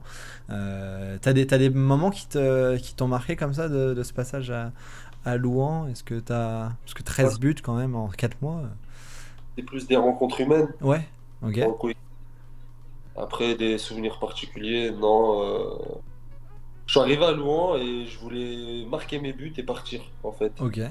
au-dessus. Et bah, j'ai eu de la chance que ça se réalise. Je mets 13 buts en 4 mois sur la deuxième partie de saison et ça me permet d'aller au-dessus. C'est Voilà. propre. C'est propre. C'était c'était plus des relations humaines. Et tu sais comment Chambly t'a repéré? J'avais fait une interview sur Foot Mercato et aussi bah, mon agent, mais voilà, c'était tout. J'avais fait une bonne interview sur Foot Mercato, ça m'avait mis aussi en avant. Et après, mon agent était en contact parce qu'il avait un joueur là-bas aussi. Et voilà, ça s'est fait comme ça. Ouais, t'avais pas mis, par exemple, un doublé contre leur réserve ou un truc comme ça. Non, non, du tout. Du tout. Et ils m'ont recruté alors qu'ils ne m'avaient jamais vu jouer. Ah ouais. Et t'étais même pas en essai en arrivant là-bas? Jamais, même pas. Et ils t'ont fait confiance. Ouais, ils m'ont fait confiance, ouais. Je pense que je leur ai bien rendu quand même. Ils ont fait confiance aussi au stade, peut-être. Peut-être que Ouais. ça joue. Et là c'est vrai que ça t'a servi d'avoir mis 20 buts dans l'année avec 2 clubs différents. Parce que là on parle pas d'adaptation, quoi. Il n'y a pas besoin de parler d'adaptation, quoi. C'est ça aussi qui peut freiner des clubs. Parce que quand tu passes d'un niveau et tu montes de 2 divisions pour le coup, de N3 à N1, bah, tu peux te dire l'adaptation elle va être longue, etc. Et là pour le coup, non. Et on va le voir que la saison d'après, il n'y a pas eu trop de temps d'adaptation non plus à Chambly, quoi. Ouais, ça va. Bah, j'avais un statut beaucoup plus remplaçant, mais j'ai réussi à mettre mes buts et, euh, et faire ma saison, hein. J'ai été performant. Et justement, quand t'arrives, tu sens une grosse différence avec ce que t'as connu et ton niveau à toi par rapport aux autres? Mon niveau à moi, non, mais tu sens la différence du niveau du championnat déjà. Ouais. Mais pareil, j'avais mon pote Sofiane Achik qui connaissait le championnat national, il m'avait briefé. Donc j'étais pas surpris. Mais je me disais, c'est vraiment vrai. Le N3 ou le N2, c'est pas le national, hein. C'est pas tout le monde qui cartonne en national 3 ou national 2 peut aller en national 1. Des fois, vous regardez les matchs nationaux, c'est pas beau à voir, mais sur le terrain, c'est un championnat super athlétique déjà. Il y a de l'intensité. Voilà, c'est peut-être pas beau à voir, mais en tout cas, c'est costaud. Ouais, Ah bah il y a certes. Il y a certains joueurs que j'aimerais pas avoir sur le dos en national. Ouais, c'est clair. Mais quand j'arrive à Chambly, ouais, c'est vrai. Pas surpris, mais j'étais préparé, on va dire, et j'ai réussi à m'adapter. Et t'as beaucoup progressé rapidement justement en rentrant dans un cadre encore plus professionnel, parce qu'ils n'étaient pas professionnels Chambly à l'époque, mais en rentrant dans un cadre un peu plus professionnel, t'as senti que t'as beaucoup progressé sur cette année-là? Cette année-là, bah, j'ai plus progressé aux côtés des joueurs et du coach aussi, ça a changé et il avait plus d'expérience. Mais c'est surtout côté des joueurs que j'ai progressé. Un Voilà. joueur en particulier? Comment? Un joueur en particulier? Joris Correa, Thibaut Jacques, Joachim Ekmayer, Mehdi Guezoui quand il est arrivé. Les gardiens, c'était pas les mêmes, Simon Pondemé. Voilà, c'est des joueurs comme ça avec qui tu apprends au quotidien. Les frères Doucouré, des très bonnes personnes. Ouais. Donc c'est tout ça. C'est tout ça aussi. J'ai appris. J'ai pris de l'expérience. Et voilà. T'as beaucoup discuté non, avec Mehdi Guezoui, malgré que ce soit ton concurrent en attaque? Ouais, honnêtement, ouais. Il est arrivé, il m'a pris, pas sous son aile, mais il m'a beaucoup conseillé. Beaucoup conseillé sur un peu mes manques que j'avais. Euh, Lui, il a une grosse qualité à garder dos au jeu. Et je voulais un peu tirer ça. Et franchement, c'était bien. J'allais chez lui, il m'invitait. Ça se passait super bien.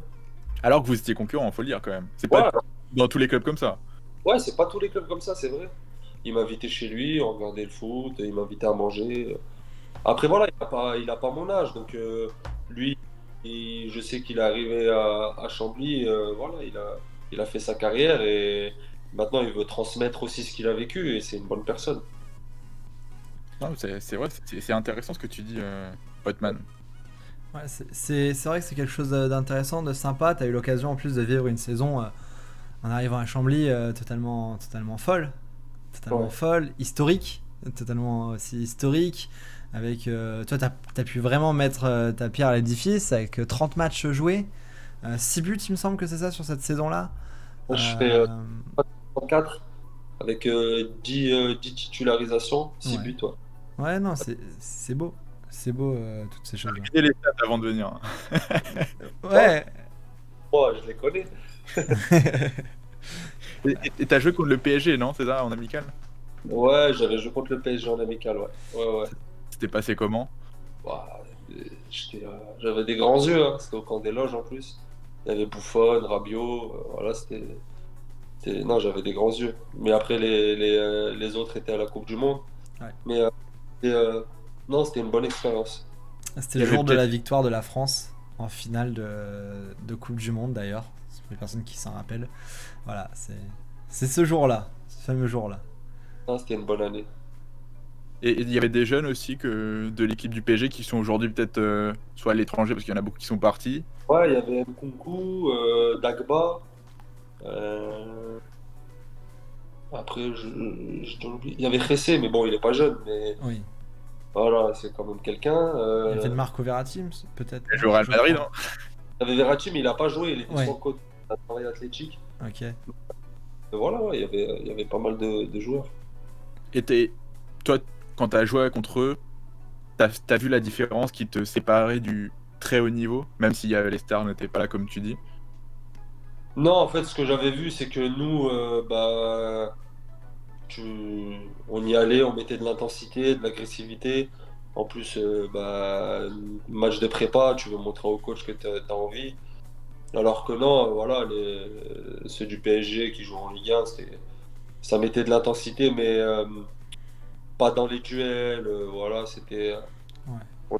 Je pense qu'on les avait surpris sur l'impact qu'on leur avait mis. Mais c'était bien, c'était bien. On nous dit dans le chat que j'ai pas vérifié, j'avoue, hein, mais t'avais marqué, non? Ouais, j'ai marqué, ouais. Une frappe exceptionnelle. Je sais pas si on te chambre ou pas en même temps. Donc C'est vrai, une frappe croisée qui va lucarne posée.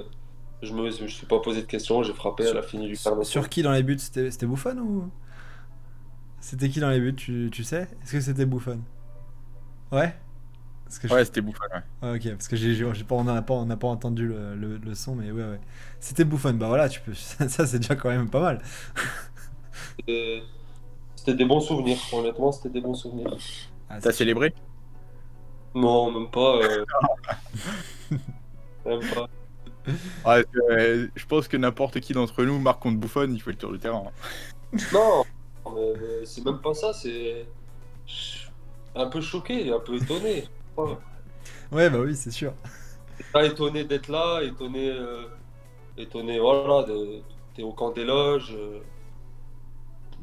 Tu tournes la tête, t'avais Tourelle qui te regardait, enfin voilà, c'est des détails, mais maintenant aujourd'hui je m'en fous, mais quand tu viens d'arriver au club comme ça avec les paliers que t'as passés, t'es un peu surpris. Forcément.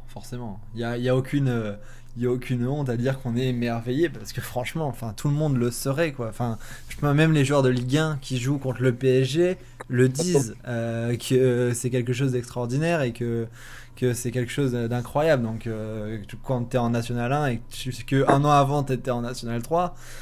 T'as le droit d'être émerveillé quand tu mets un but à Buffon quand même. Oh, sinon t'as plus le droit de rien. Non, mais c'est bien. Bon, franchement, c'était vraiment bien. C'était vraiment bien. Du coup, J'ai passé une bonne année. la saison à Chambly se passe très bien même collectivement parce que vous montez, vous finissez deuxième. Ouais, Mais malheureusement pour toi, tu vas pas connaître la Ligue 2. ça. C'est un choix de ta part ou c'est parce que le club n'a pas souhaité te... Ouais, on trouvait pas d'accord. Le coach a été franc. Il m'a dit que j'allais pas jouer. Voilà, que j'allais pas jouer parce qu'ils allaient recruter. Rapidement, ils ont eu, je pense, des CV sur la table et rapidement, ils se sont projetés vers la Ligue 2. Ils voulaient des joueurs plus armés, plus d'expérience, peu importe. Mais donc, ils ont recruté et puis je me suis tourné. J'avais plus de la moitié des clubs nationaux qui me voulaient. Donc, je me suis tourné vers les clubs de national. Et ouais, bah, déception, ouais, parce que je sais que je pouvais faire quelque chose avec ce club-là en Ligue 2. Puis surtout l'année qui est passée, je les ai suivis quand moi j'étais à Villefranche, la première année en Ligue 2. je regardais leurs recrues et puis ce qu'ils ont apporté au club, bah voilà, encore. Après, j'étais pas devin à l'époque pour me dire, oh, je reste quand même, je m'accroche et tout ça, mais Ouais, moi, il y a ça m'a pas donné forcément. envie. On regarde forcément, il y a des fois pas forcément des choses qu'on ne sait pas, qu'on ne maîtrise pas. Et après, voilà, ça aurait fait que ça change chaque choix change une trajectoire et une carrière. Et aujourd'hui, la saison que tu fais, elle est très très belle. Et voilà, enfin, c'est des choses qui font que t'aurais peut-être pas vécu ça, t'aurais peut-être été à la Chambly sans jouer, à perdre 6 mois. On sait que t'étais dans une période où il fallait que tu joues parce que c'est là que t'as grandi et que t'as été très vite dans les enchaînements. Voilà, fallait le faire et fallait que ça bouge, quoi. C'est comme ça, quoi. Le foot, c'est des choix, c'est des coups des alignements de planètes, comme on dit. Pas que le foot, hein. Et oui, beaucoup de choses, mais là pour le coup les carrières là-dessus se jouent vraiment à rien et on ne sait pas de quoi sera fait demain, donc voilà, faut le faire au feeling un peu. C'est ça. Et des fois, Et du coup, t'as pas forcément eu le temps d'être déçu, comme tu l'as dit. T'as eu un peu de déception, mais tu t'es vite retourné. T'as rebondi à Villefranche en N1, du coup, ouais, où, ouais. où t'as privilégié le temps de jeu. Dans quel état d'esprit t'es arrivé là-bas à Villefranche? De quoi? Dans quel état d'esprit t'es arrivé là-bas à Villefranche? Bah, en fait, déjà, je quitte Chambly et tout l'été vraiment, le coach de Villefranche, il m'écrivait. Mais tu lis les messages, tu te dis, mais ah ouais, il te veut absolument. Ouah, tu vas être numéro un, tu vas jouer. Voilà, il compte vraiment sur toi. Son discours, ah ouais, quand même et tout. Donc je décide d'aller à Villefranche. Et puis en plus, ça me faisait revenir dans la région. En plus. Moi, je voulais le jeu, je voulais vraiment m'imposer, etc. Et après, voilà, moi, ça c'est bien parce que j'ai joué, tu vois, j'ai joué, je peux pas le nier. Le coach m'a apporté aussi. Mais après, j'étais pas épanoui, c'était pas mon football, c'était pas mon poste. Euh, euh, Ouais, parce que t'as joué un peu tous les postes, sauf le tien en finale à Villefranche. ouais, exactement, exactement. Puis les promesses qui m'étaient dites, les paroles d'homme qu'on m'a données, elles n'étaient pas respectées. Moi, du moment où je fais confiance et on tient pas les paroles, bah c'est mort. Du coup, j'ai plus envie de parler. Et puis voilà, il y a plus de discussion. Je suis dans mon coin, je bosse parce que je suis un bosseur. Et puis je me dis vivement, au mois de décembre, j'avais envie de partir en fait. Et puis je me dis vivement que l'année elle finisse. Puis j'ai un coup de chance, il y a le Covid qui stoppe la saison. Et puis voilà. Après, les coéquipiers que j'avais là-bas, c'était vraiment des bonnes personnes. J'ai pris aussi du plaisir, mais personnellement, j'en ai pas pris, tu vois. J'en ai pas pris. Au niveau du football, en tout cas. Ouais, bah tu sais, tu fais jouer un joueur pas à son poste, où il n'y a pas cette confiance, où vous êtes 7 attaquants, et puis tu dis, mais la semaine dernière, j'étais titulaire, j'ai fait un gros match, pourquoi là je suis remplaçant? Bah c'est le turnover. Ah, et c'est tout. Oui, c'est le turnover, c'est comme ça. Puis tu sors du bureau, puis voilà, tu te dis, ouais, en fait, je suis pris pour un con. Et puis voilà, c'est comme ça, et puis les semaines, elles passent, et je te dis, heureusement, il y a eu le Covid, c'était très bien. Il y a eu un bon moment quand même qui était sûrement sympa pour toi, c'est de rejouer en Coupe de France Contre bon. contre Bourgoin. On le voit avec Ouais, les images ici, on te voit, t'as marqué en plus. Ça devait être aussi un moment spécial pour toi. Il y a une photo avec une personne du club de Bourgoin. Alors je sais pas qui est cette personne, mais toi tu te souviens peut-être de la photo qui a été prise. Une personne avec les cheveux blancs. Tu es à côté, tu poses à côté de cette personne. ouais. Je sais pas si tu vois, Je vois, tu vois l'image. Co- Comment? je vois c'est qui, mais je me rappelle plus de son nom. Ah, mais c'est pas grave, mais c'est important, je pense, ces moments-là où tu retournes aussi et ça doit être quelque chose, tu vois. Il y a pas eu beaucoup de temps entre ces deux moments, mais ça a dû être quand même peut-être une éclaircie dans ce flou un peu que tu as pu avoir à un certain moment à Villefranche. Ouais, exactement. Puis voilà, bon, moi, c'est des personnes qui me connaissent, qui me suivent. Et donc, ils sont contents de voir aussi un petit, puisque j'étais petit, euh, gravir un peu les échelons et aller au-dessus. Donc, non, beaucoup de plaisir. Quand je retourne à Bourgoin et que je vois les personnes du club, etc., il y a beaucoup de respect. J'oublie pas quand même d'où je viens et c'est important. Et puis ouais, en plus c'était la période où bah, Villefranche, j'étais plus renfermé sur moi et tout, donc ouais, c'était une saison compliquée parce que tu sais comment ça se passe. Si tu fais une saison sans stats alors que t'es attaquant, comment tu veux taper dans l'œil d'un autre club? Enfin voilà, il y a tout ça qui rentre en compte. Et ouais, j'espère trouver un autre club et montrer vraiment mes vraies qualités. Et d'ailleurs, bah, tu disais que c'était bien passé avec tes coéquipiers à Villefranche. J'ai eu un de tes coéquipiers à Villefranche qui m'a fait des louanges sur toi, qui a loué un peu ton intelligence et ton ouverture d'esprit. Il m'a dit que ton intelligence a été d'évoluer, de se fondre complètement dans un groupe parce qu'il s'est rendu compte qu'il ne rentrait pas dans le moule. Est-ce que tu peux nous expliquer un tout petit peu ça, justement, quand tu es arrivé à Villefranche? Ouais, c'est vrai que j'arrive à Villefranche et eux, ils avaient un moule, ils se connaissaient par cœur. Et puis, je me suis pas rapidement intégré avec tout le monde. En fait, je suis quelqu'un, quand j'arrive dans un groupe et que je connais pas, je suis quelqu'un de timide, je vais pas aller vers les gens. Et, et vu de l'extérieur, c'est perçu comme de l'arrogance. Mais je suis comme ça. C'est Ouais, pas, je suis comme toi, hein. voilà, c'est pas parce que je suis arrogant ou quoi. Ça, je leur ai expliqué par la suite. C'est que je suis comme ça. Je me renferme vers moi, je vais pas te parler, voilà. Et puis j'étais comme ça. Et puis après, bah, j'ai vu que c'était des bonnes personnes. Et puis je me suis rapproché d'un gars. Et puis après, je me suis ouvert. Et puis après, voilà. Avec eux, je me suis ouvert. Et puis je pense ils ont vu la personne que j'étais. Et puis il n'y avait pas d'arrogance. Mais moi, depuis petit, je sais que quand je suis renfermé sur moi, c'est perçu comme de l'arrogance. Donc j'avais l'habitude. Et puis ça m'a pas choqué. Donc non, ce qu'il t'a dit, c'est bien. C'est bien. Tu veux savoir qui c'est ou pas? Ouais, j'aimerais bien. Maxime Jass. Ah ouais. Ouais, ouais. C'est vrai, ouais. Maxime Jass, ouais. Il m'a dit qu'il avait longtemps discuté d'un peu de ça avec toi, notamment. C'est vrai, c'est vrai, c'est vrai. Et bah, il me l'avait dit, il m'avait fait la remarque d'avoir su m'adapter, mais après je lui avais expliqué que voilà, j'étais pas quelqu'un d'arrogant, j'étais quelqu'un, quand je connais pas, je me renferme sur moi, je vais pas spécialement vers les gens, tu vois. Donc, Bah, euh, je donc sais non, pas s'il est là. Je sais pas s'il est là, mais on le salue en tout cas, ouais. s'il nous regarde ou s'il voit ça, hein. Un autre moment en replay, on le salue en tout cas. Tout à fait, ouais. Et il y a quelqu'un dans le chat qui nous demande justement, j'ai vu la question tout à l'heure, alors je sais pas s'il parle de Chambly, mais j'imagine. T'ont-ils recontacté suite à ta saison de Villefranche? Non, mais on est toujours resté en contact. Le président, de temps en temps, il m'envoie des messages. Je suis toujours proche des joueurs là-bas. De quand j'y étais, on est toujours proche. On s'écrit, on s'appelle. Je suis très proche de Joris Correa. Très très souvent par semaine, on s'appelle en FaceTime. Recontacter, non, mais pris des nouvelles, oui. Cette année aussi, le président de Chambly il me félicite quand je marque un but ou quand il y a une victoire. Donc c'est des bons rapports. On s'est quitté en bons termes et ils suivent tout le temps, ça fait plaisir. C'est un club très familial, Chambly. C'est peut-être aussi pour ça qu'il y a ce suivi derrière avec les anciens. Ouais, c'est ça, c'est un club très familial. J'ai eu quelqu'un sur Twitter qui a repartagé la vidéo que j'ai mis, la petite vidéo de présentation que vous avez vue.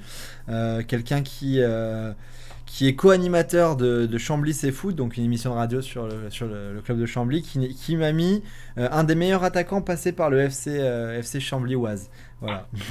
donc ouais, non, ça fait partie, t'as laissé un bon souvenir et c'est sympa de voir que tu es resté en bon terme et que les choses se passent bien, même si le discours a été clair. Et c'est aussi ça, je pense, qui a fait que tu es resté en bon terme. Toi, je pense que tu es quelqu'un qui a besoin de choses claires et franches. Et eux, ils ont été francs avec toi. Et ça t'a Ouais, permis de pas perdre de temps. exactement. Et- Bah, après, il y a une déception parce que tout Oui, ça, voilà. il disait même à mon agent, ah non, on va au-dessus, il est là, il est là. Après, voilà, monter d'un étage, des fois, ça fait tourner aussi la tête. Je comprends que tu as d'autres agents qui viennent et qui te proposent des joueurs avec un plus gros CV, une plus grosse expérience. Je comprends, c'est le foot, hein, c'est comme ça. Mais oui, oui, en bon terme, et moi, je suis comme ça. Tu me dis les choses cash. Ouais. Quand tu nul à un match, j'ai pas envie que tu viennes et que tu me dis c'est bien. Je sais que tu te fous de moi. Donc Ouais. non, voilà, et c'est pour ça aussi qu'à Villefranche, ça n'a pas accroché avec le coach, même si j'ai beaucoup de respect pour lui et pour ce qu'il fait. Mais c'est parce que les mensonges, j'aime pas ça. Et dans le foot, malheureusement, c'est pas toujours clair.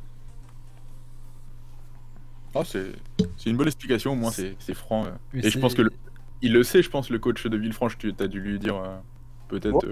Bah, il le sait, de toute façon, il voyait bien comment j'étais. Hein, donc, forcément, même en entretien, moi je voulais jouer à mon poste, je demande pas la lune.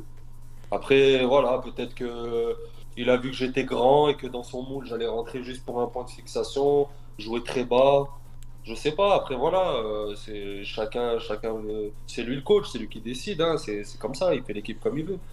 Mais Mais là, ça pouvait pas marcher. Comme ça, en tout cas, dans les circonstances et dans les conditions présentes à ce moment T, à l'instant T, c'était pas fait pour marcher.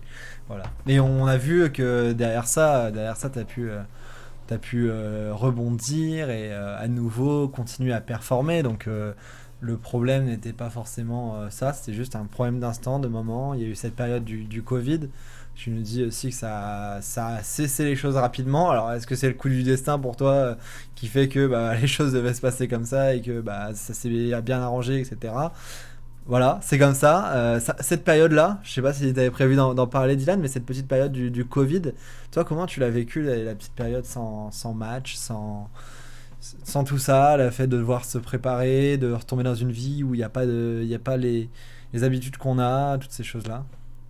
bah ça manque forcément, ça manque. Après moi, comme sur le point personnel, j'étais pas non plus le plus heureux et épanoui, donc bah ça me manquait quand même. Mais je suis rentré à Bourgoin, je suis Ouais. rentré à Bourgoin chez ma mère et je me suis entretenu, j'ai pris un prépa, on a bossé tout le confinement.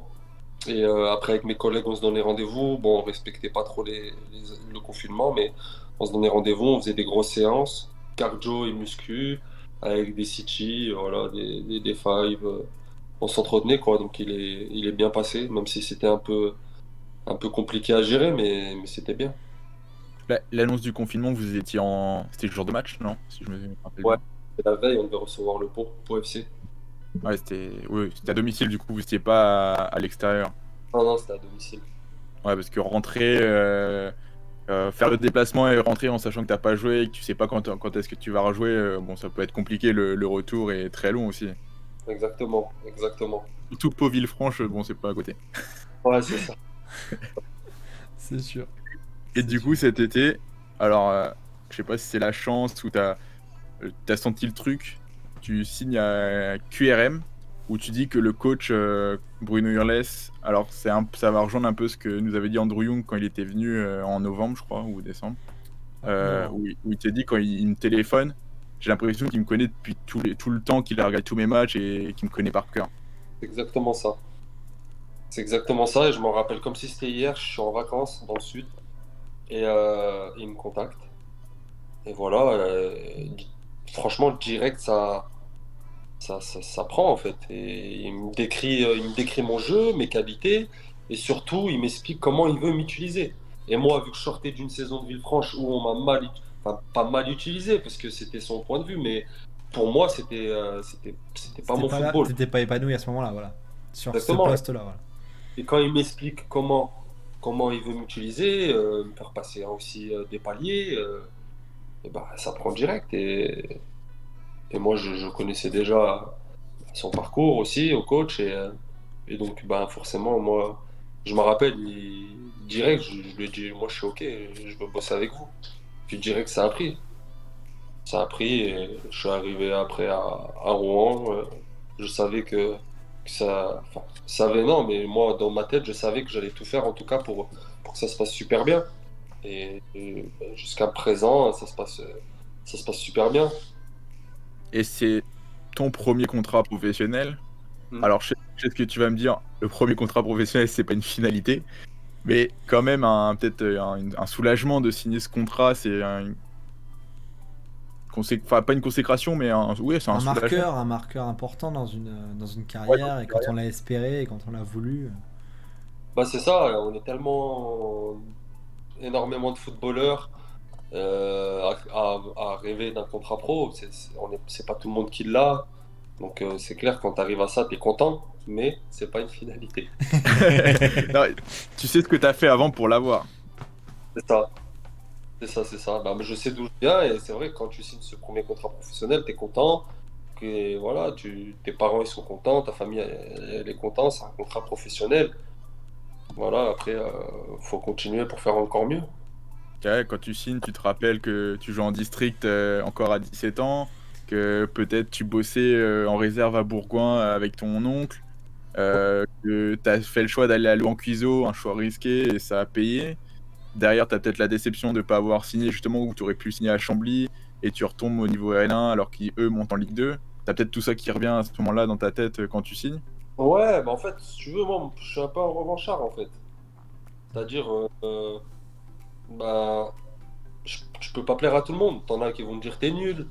Mais voilà, si t'as confiance en toi, si t'as le mental pour, tu peux les laisser parler, y a pas de problème. Moi, il y a des personnes qui me trouvaient super nul et qu'aujourd'hui, ils veulent un maillot, ils me parlent, ah, t'es fort. Bah, alors que ces personnes-là, avant, bah, elles critiquaient. Mais ça, c'est la vie, c'est le foot. Tu peux pas plaire à tout le monde. Et quand tu signes ce premier contrat professionnel, forcément, bah, sur le moment, non, parce que tu es dans l'euphorie et tout. Mais après ouais, tu cogites, tu penses, tu te dis, la route, elle a été longue, ça c'est bien. Mais voilà, en fait, si tu veux, le premier objectif, c'était le contrat pro. Mais tout de suite, derrière, tu repars aux objectifs, pardon, et aller au-dessus. euh, voilà, faire des bonnes prestations avec ton club, sortir du lot, être performant. Jouer un Le niveau co- au-dessus et toutes ces et choses-là. prendre aussi l'appareil au coach en fait, parce qu'il te fait venir, voilà, et ça se passe super bien. Et oui, c'est comme tu dis, ça se passe super bien. Et tu as bien trouvé ton duo en attaque, même j'ai même pas envie de réduire à un duo parce que Ouais. c'est même un quatuor limite avec merde, Manoubi et Bahassa, j'ai oublié son prénom. Ouais, De les côtés, c'est un quatuor qui fonctionne très bien, et même derrière les milieux de terrain et les défenseurs. ouais. Comment t'expliques que l'alchimie, elle a réussi à prendre comme ça aussi bien? Naturellement, on était tous nouveaux, tous nouveaux. Je dirais que ça a pris. Bon, au début, voilà, on arrive tous un peu avec notre timidité, et puis après, les entraînements, bah, tu es tout le temps en contact avec tes coéquipiers. Donc, tu es plus avec eux que chez toi. Donc, après, ça se passe. Yacine, Manoubi, ben, on habite à côté. Puis ensuite, on discute, on se voit. Moi, je connaissais déjà Samy. Pareil, il est venu de Villefranche avec moi. Andrew, ben, on est là. Dans le vestiaire, on est à côté. On commence à parler. Moi, je voulais voir un peu sa vision du football. Comme par hasard, on a un peu la même vision. Puis voilà, après, ça vient petit à petit. Au début, on avait du mal à se trouver. L'équipe, elle était pas rodée. Fallait qu'il comprenne aussi comment je vois la chose, lui aussi. Puis après, voilà, quand ça a pris déjà en dehors du terrain, magnifique. On se voit, on se parle. C'est pas que terrain comme dans certaines équipes où on vient. Il y a pas de, voilà, y a pas de jalousie, c'est ça que je veux te dire. Tu ressens pas de jalousie en fait. C'est Et, et- et malgré ça, même avec tout ce qu'on connaît depuis 6 mois maintenant, même plus, le Covid et les Ouais. mesures sanitaires, le masque, etc., ça vous a pas empêché de créer quelque chose en fait? Ouais, bien sûr. Bien sûr, moi, bah, ils sont venus à la maison manger. Robin, il est venu manger avec sa femme, avec Andrew et sa femme aussi. Voilà, non, ça se passe bien. Et puis, ouais, tu parlais de la doublette. La doublette, elle fonctionne très bien. Et je pense que je saurais même pas te dire si j'ai formé une doublette aussi proche, aussi en dehors du terrain comme sur le terrain, à vouloir, tu vois, il me cherche. Bon, des fois, il a son rôle d'attaquant pur, d'égoïste qui ressort. Mais après, c'est ça, c'est attaquant. Et moi, comme je suis attaquant, des fois, je le comprends. Mais, euh, mais tu vois, des fois, qu'il veut mon bien, je veux son bien, on veut le bien de l'équipe. Et on sait très bien qu'à deux, on sera plus fort que si on est tout seul. Donc, non, ça marche bien. On a des ailiers aussi qui nous servent bien. Et voilà, non, ça se passe bien. Et on a une bonne équipe. Il y a la défense, le gardien. Bon, on parle souvent de la doublette ou des joueurs offensifs. Tic et tac, tic et tac. Mais, mais non, c'est bien. Et puis même Andrew, hein, ce qu'il fait, c'est bien. Donc, Tu peux nous raconter ce que tu nous racontais cet après-midi quand on t'a eu pour faire les réglages techniques, justement pour montrer que Andrew n'est pas qu'un égoïste ouais, à c'est vrai. Bastia? À Bastia? Oui, c'est l'action de Bastia où il fait un contrôle orienté, il te dit prends-la parce que tu vas Ouais, tirer pied gauche, que tu peux nous raconter ça?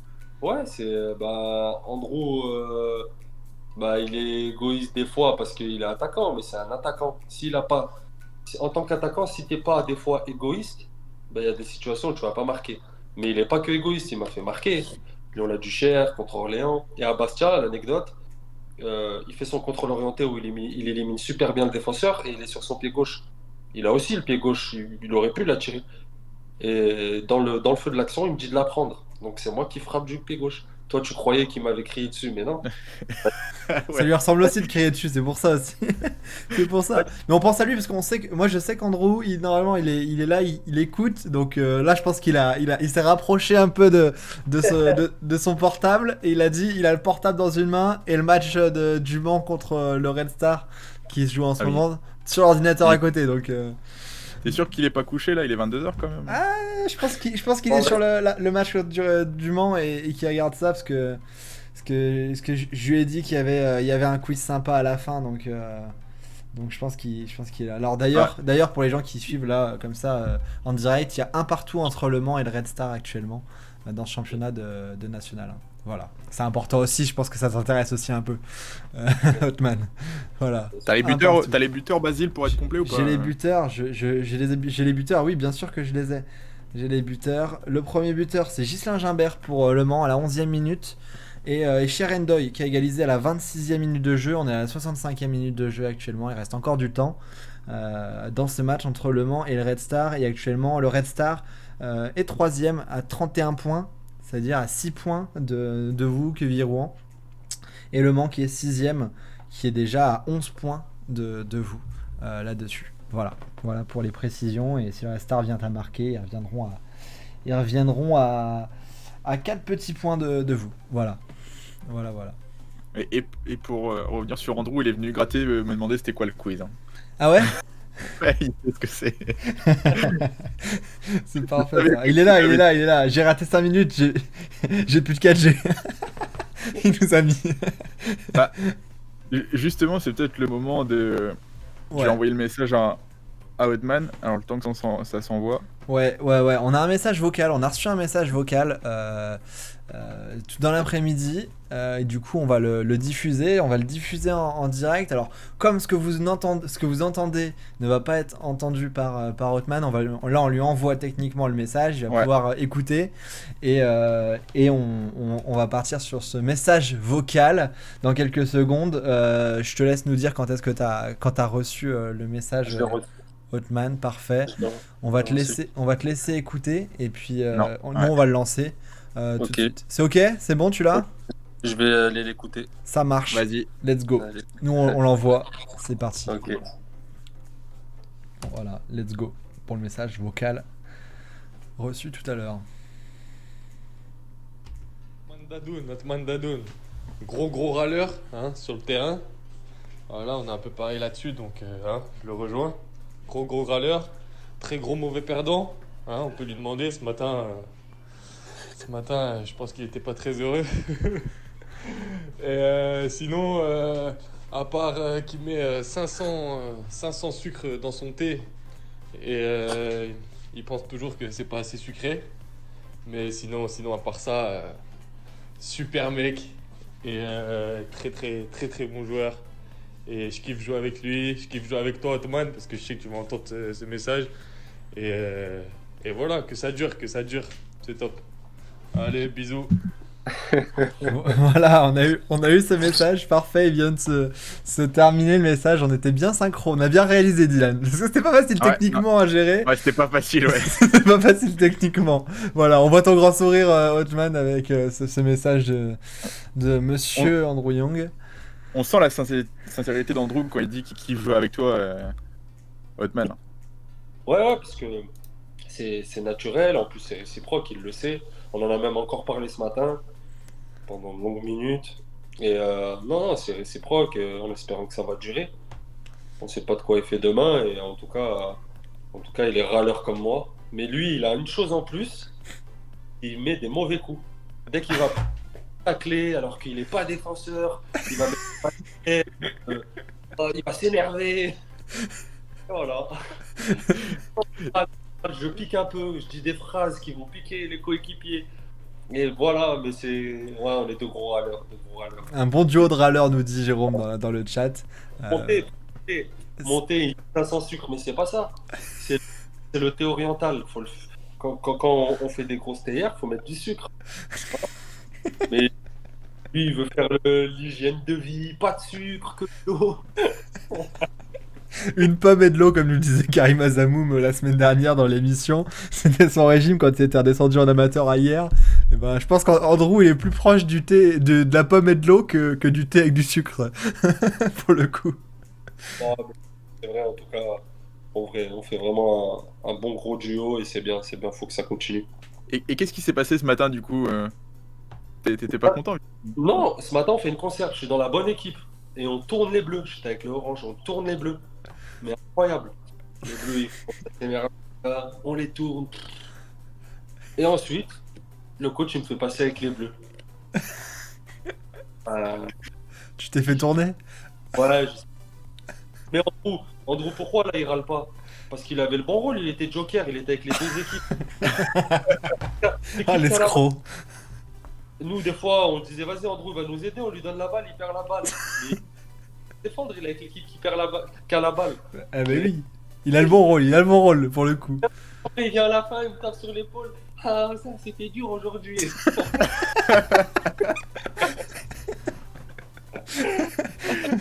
Il est mort de rire dans le chat. C'est un valeur. Mais quand il est pareil. Ah ouais, non mais c'est... Quand il est énervé, je vais lui parler pour lui calmer. Et quand je suis énervé, il fait pareil. Donc c'est cool, ça. Je suis mort qui nous met. Et oui, et d'ailleurs, on le rappelle, c'est lui qui nous a dit à la fin de l'émission qu'il faudrait te recevoir en tant qu'invité. Donc on a réussi à boucler la boucle. C'est la première boucle qu'on réussit à boucler avec les conseils d'un des invités pour justement inviter une autre personne. Donc ça fait plaisir aussi de pouvoir faire ça à la 7ème émission et avec tous les profils différents qu'on a pu avoir. Après, Andrew, Ouais. il avait donné 10 noms aussi, hein, donc C'est- mal qu'à un moment donné. C'est vrai qu'il a donné une sacrée liste en gros. Mais ça fait plaisir de pouvoir échanger comme ça. Ouais, J'avais une dernière anecdote qu'on m'a donnée. Ouais. C'est au niveau de tes cheveux et de ta coiffure. Alors, je t'ai fait la réflexion tout à l'heure quand t'es arrivé. C'est qu'on m'a dit, tu mettais 1 tonne de gel et il fallait que tu sois toujours nickel.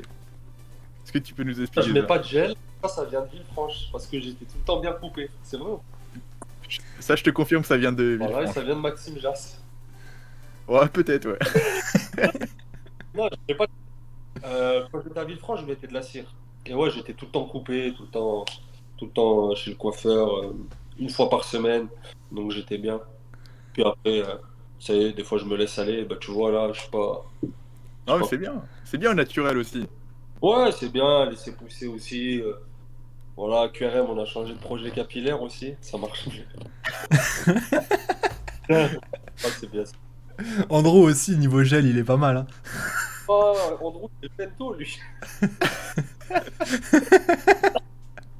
Là, laisse tomber. C'est pas bien, bon, en fait, avec la pluie, quand ses cheveux ils tombaient comme ça.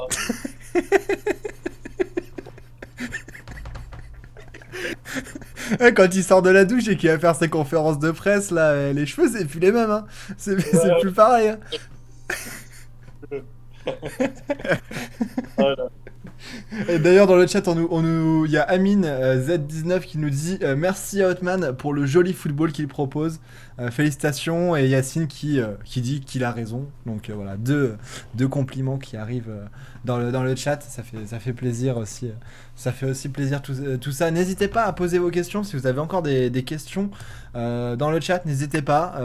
On va en poser. Tout à l'heure, j'en ai une qui me revient. Je sais pas, Dylan, si tu as encore quelque chose sur QRM etc. Mais il y a une question que j'ai vue en début d'émission qui posait la question si tu avais des envies pour jouer dans des pays exotiques, dans des endroits où est-ce que tu as eu déjà des choses là, ou comment tu te focuses par rapport à ces choses là, jouer par exemple faire une carrière de joueur dans un pays en D1 mais quelque part ailleurs, comment tu vois ça et est-ce que tu l'imagines? Des propositions, notamment cet hiver, à l'étranger. Mais après, je regarde le côté sportif. Hein, Ouais. il n'y a pas que le côté financier, même si Bien des sûr. fois c'est beau, mais je regarde le côté sportif, ce que ça peut m'apporter aussi. Donc, non, je suis bien à QRM, on est sur une bonne saison et je veux continuer avec QRM. Donc non, pour le moment, les propositions, pardon, les propositions, je les refuse. Ouais, Et Quevilly, c'est exotique hein, déjà. Hein. De quoi? Quevilly, c'est exotique. Hein. Ouais, c'est exotique, il pleut, il fait beau. Rouen, c'est exotique en général.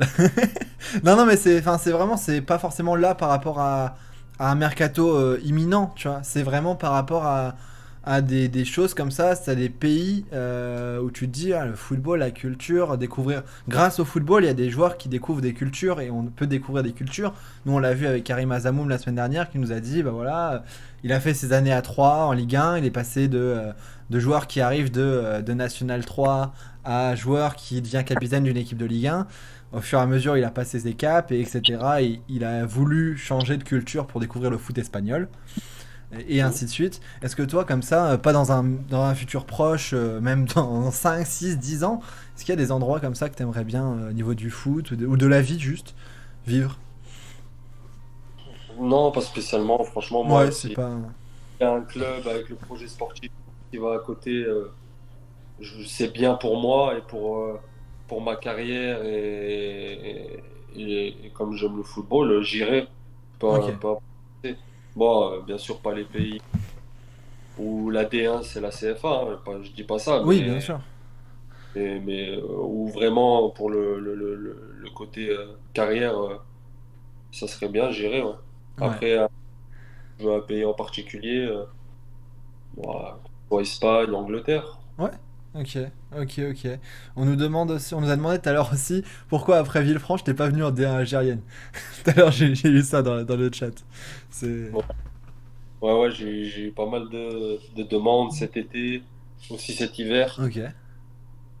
Pardon. Ah, c'est pas grave ça. En même temps, c'est pour ça. Cet hiver. Ouais. Et ouais, parce que là, je vois plus Dylan là. Ah, Ah. je suis là. On est, Ok. on est là. Ah, non, mais c'est juste que je bouge plus du tout. Ah, ok. Il est au musée Grévin, Dylan. Il bouge plus. J'ai décliné les offres. Je les ai déclinées. Ok. Il y a eu Ok, l'Arabie. ok. Comment? Il y a aussi eu l'Arabie Saoudite, mais Ok. j'ai décliné aussi. C'était dans un objectif de France, de focus sur peut-être. Je pense qu'il y a eu il y a aussi cette chose-là du fait qu'il y a eu la montée avec Chambly.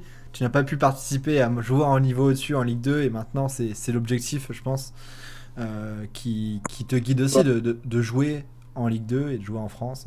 Ah, Ligue 2, oui, après, Ou on sait au-dessus, pas, hein. Mais. on sait pas de quoi il fait demain. Si demain, à la fin de la saison, je dois rester avec QRM, je le ferai. Si je dois aller ailleurs, j'irai ailleurs. Si je dois aller à l'étranger, ça se fera. Ouais, bien Voilà. sûr. Dans le foot, rien n'est sûr, hein. Rien du tout. Tout comme quand des joueurs sont pas gardés ou des entraîneurs virés, etc. Dans le foot, c'est incertain, donc on verra d'ici là. Hein. Bien sûr, bien sûr. Et on nous demande juste si tu as eu des propositions à l'étranger. Donc on a dit Algérie et Arabie Saoudite. Et voilà, je pense que Il y a une, c'est ça. il y a Ouais, une question de Jérôme qu'on salue parce qu'il est tout le temps là. Il ouais. est super sympa lui. Est-ce que tu es inquiet par rapport à la saison en cours, du fait qu'elle peut être arrêtée? Non, du tout, du tout. Je pense pas que nous on soit concernés. Après, si jamais la saison c'est amené à être arrêtée, bah ça Vous fera êtes dans la bonne position. dans la bonne position. Après, voilà, faut y rester. On est dans le bon wagon, faut y rester. Mais non, inquiété, non, je pense pas, je pense pas. Non, mais je pense que la saison, en tout cas de votre côté en national, elle ira au bout sans problème. Elle a déjà prouvé qu'avec les tests et toutes ces choses-là pendant le premier confinement, qu'elle a tenu et que les choses sont allées au bout. Donc je pense que là-dessus. Le deuxième. Oui, le deuxième, pardon. En novembre. Pardon, ouais, en novembre qu'elle a continué. Donc non, là-dessus, on est bien. Bon, Dylan, est-ce que tu as encore quelques petites questions? Ou est-ce que dans le chat, vous avez encore une petite question? On la posera. Sinon, on va passer au Bah, quiz après. Si, bah, je vais poser la même question qui fait que Hotman est là Oui, ce soir. Hein, bien sûr. Est-ce que tu as quelqu'un à nous conseiller, toi, dont le parcours pourrait intéresser les gens, être intéressant à connaître? Un joueur, un staff, une personne du foot, hein, pas forcément un joueur, mais... Ouais, mon collègue qui a à peu près le même parcours que moi, Yannis Synergy. Sinon, Et un parcours différent, centre de formation, mais après il a pas mal galéré, pas mal fait des essais, il a même arrêté le foot 1 an ou 2, je crois. C'est Joris Correa. Ok. Ok, on va noter ça et c'est vrai que ça peut être aussi des profils qui seront aussi intéressants à rencontrer, à évoquer, à vous présenter également dans ces émissions. Ça peut être quelque chose de cool là-dessus. Euh, on passe à... On a noté tout ça, Dylan, de ton côté. Ouais, j'ai noté. On passe au quiz Allez. tranquillement. On va mettre le petit jingle et puis on passe à ce petit quiz pour terminer. Tu vas découvrir le sujet très très rapidement et on va expliquer un peu vite fait les règles et les contraintes. Ensuite,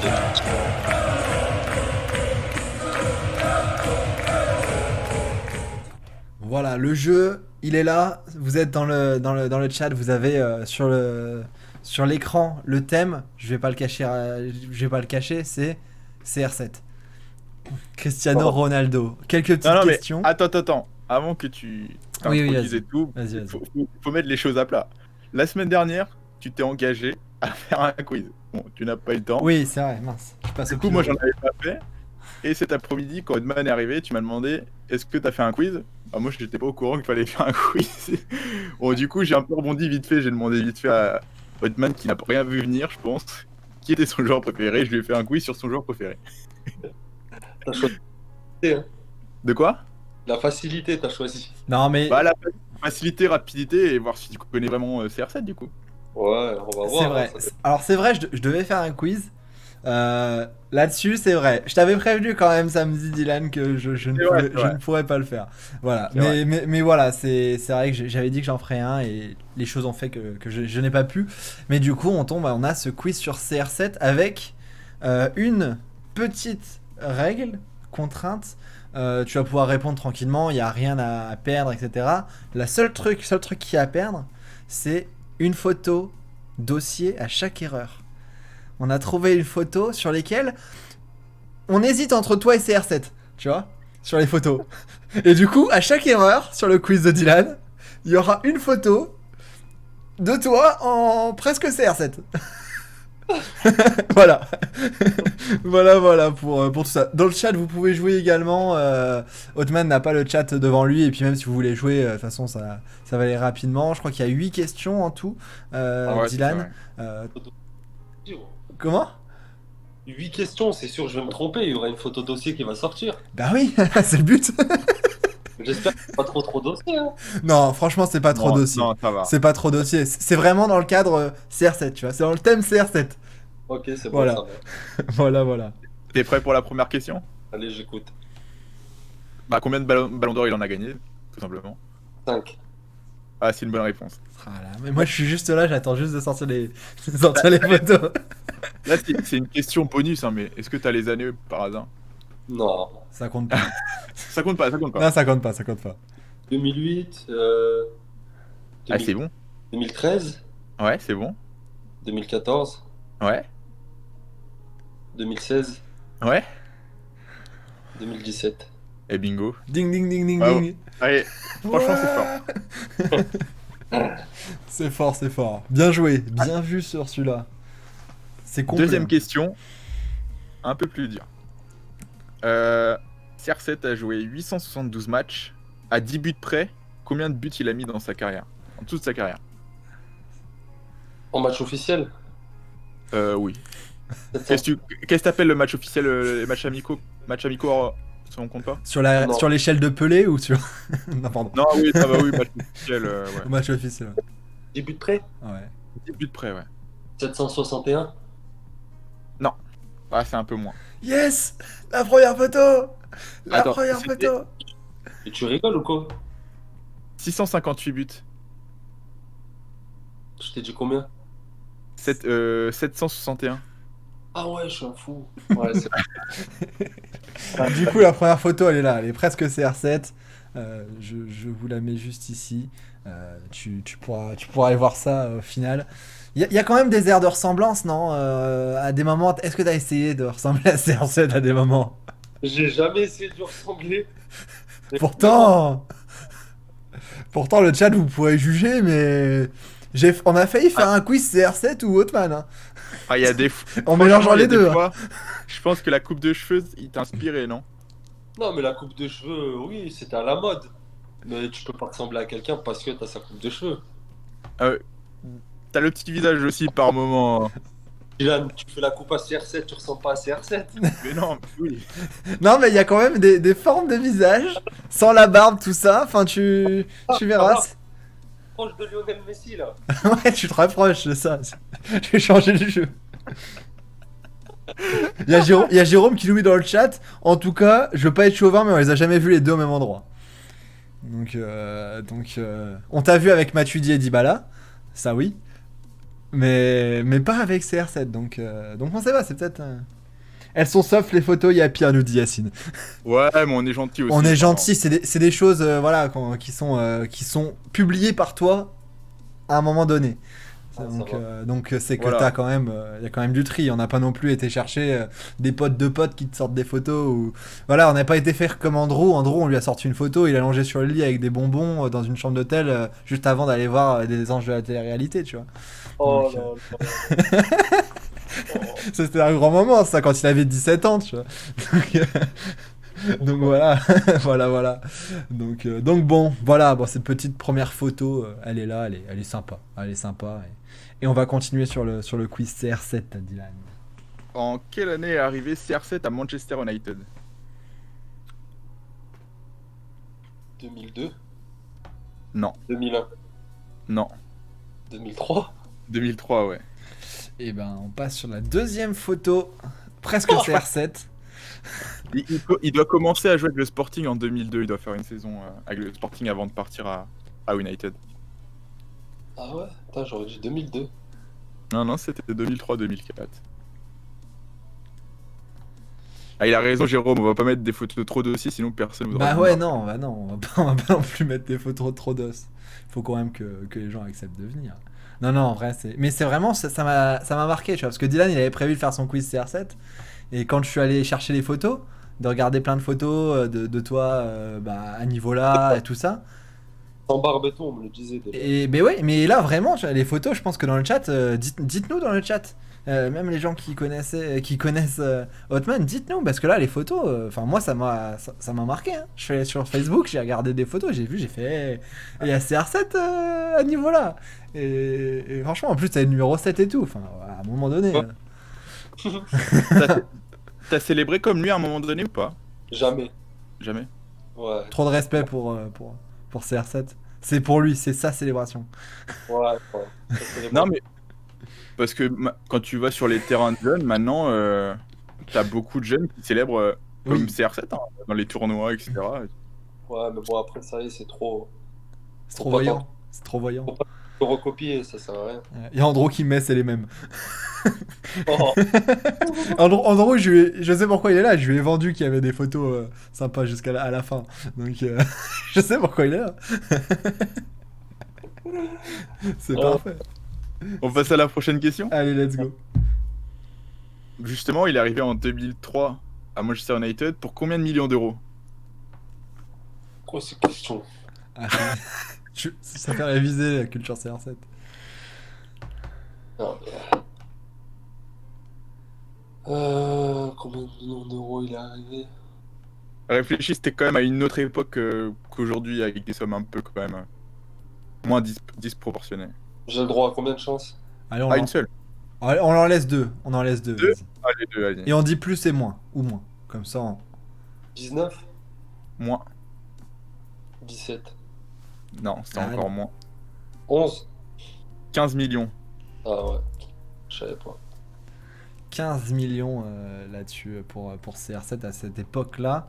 Et on nous Ah, dit mais dans le chat que tu préfères les glissades sur les genoux. On nous dit ça, tu préfères ça, toi. Glissades Ouais. sur les genoux. Et qu'une seule fois. Ah, on a perdu Dylan, 2 secondes. Dylan va revenir. Avec ses questions. Voilà, Dylan est de retour dans quelques secondes. Hop. Je suis là, non? Bah, t'es pas la vidéo, on ne voit pas. On Ah, ne je voit reviens. pas. Ah ouais, Désolé, mais c'est comme la semaine dernière, mais là, le petit la technique, comeback. ça va plus du tout. Ouais, bah ouais, non, c'est.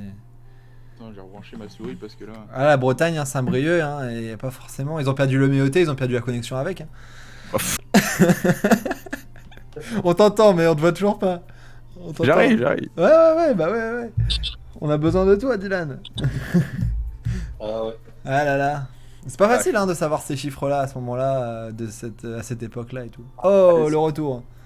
Des questions compliquées. Il va me demander quoi après, la taille de ses pieds? Ah, ça. La pointure, je sais pas s'il était là. Bah non, la prochaine question. Quel autre numéro a porté CR7 dans sa carrière, à part le 7 et le numéro qu'il avait au Sporting, le 26, qui pour ses débuts? C'était au Real Madrid. Il a porté un autre numéro que le numéro 7. Le 9. Ouais, c'est une bonne réponse. C'est une bonne C'est du hasard ou pas? Bah non, quand même. C'est le 9 parce que Raoul, il avait le 7. Ah. Eh oui, ouais, c'est des connaissances. Tu vois, là, ça va. Il y a des questions dures et moins difficiles. Dylan, il a fait le quiz de Stadito il y a quelques jours, quelques semaines maintenant, et donc il a été habitué à faire des questions plus ou moins faciles pour que chacun ait des points et chacun ne soit pas trop dans la Et difficulté. plus ou moins dur aussi. Et plus ou moins dur, ouais. Bah fais gaffe la prochaine. Moi, là, je les ai pas en tête. Je sais pas si c'est difficile ou pas. Non, honnêtement, non, je pense que on a passé les plus durs. Ah, bah ça va, tu t'en sors bien. Ça va. Andrew nous met qu'il a eu le 17 aussi. Qu'est-ce qu'il raconte? Qu'est-ce te qu'il parle, toi, raconte? Le 17? Non, ça me dit rien. Je sais pas ce qu'il fume, Andrew, mais c'est fort. Sois précis, Dylano. Il nous dit. Sois précis. Bon, on enchaîne. On enchaîne. Il a disputé 170 matchs avec le Portugal. Combien de buts il a marqué? Et tu me dis, on a passé les plus durs. Non, tu sais pourquoi je te dis que c'est facile? Parce qu'il a passé un chiffre, comment on pourrait dire, un nombre historique, voilà, il y a très peu de temps. 101 buts. Ah, c'est dommage. Oh, c'est dommage. Oh, c'est moche. C'est 102. 102. Ah, mais ouais, 102. voilà. Il a porté le 17 avec le Portugal, du coup, la précision d'Andrew et de Jérôme. C'est vrai qu'on n'a pas précisé en club. Du coup, je vous mets une autre photo. Alors, celle-là, on ne te voit pas de visage, cette photo-là. Mais tu dois peut-être savoir de laquelle je parle si je te la décris. T'es en extension, en train de faire une tête avec un maillot un peu couleur du Portugal, tu vois. Contre une équipe qui est en vert. C'était à Bourgoin, je pense, non? Je crois que c'était à Bourgoin. Ah, T'es en extension et t'as vraiment la posture de CR7, tu vois. Et vraiment, quand tu regardes, on ne voit pas de visage, mais on te voit vraiment en train de taper la balle de la tête. C'est énervé. C'est énervé, vraiment. Avec ton mètre 90, 92 maintenant, on m'a dit. Je vois. Ouais, franchement, il y a un vrai truc. Hein. Il y a un vrai truc. On l'enlèvera pas. Parce que ce qu'il faut dire, c'est qu'Oldman, il m'a fait changer sur Transfer Market sa taille. Il est précis. Il fait pas 1m90, il fait 1m92. C'est important. Exactement, 1m92. Ah ouais. Et t'as jamais joué à Bayonne. Et j'avais jamais joué à Bayonne. Parce que dans la fiche Transfermarkt. Parce que tout le monde pense que Andrew est plus grand que moi. Ah ouais, c'est pour ça, c'est important. Ce qui fait combien, Andrew? À 90. 1,90. 1,90. Ah ouais, ok. Ah bah non. Bah non. Et non. C'est mon petit. Andrew, c'est mon petit. C'est mon petit.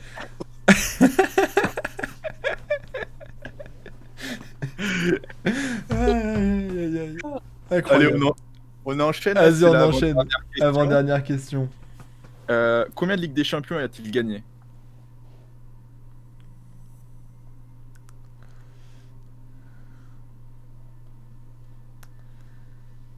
Hmm.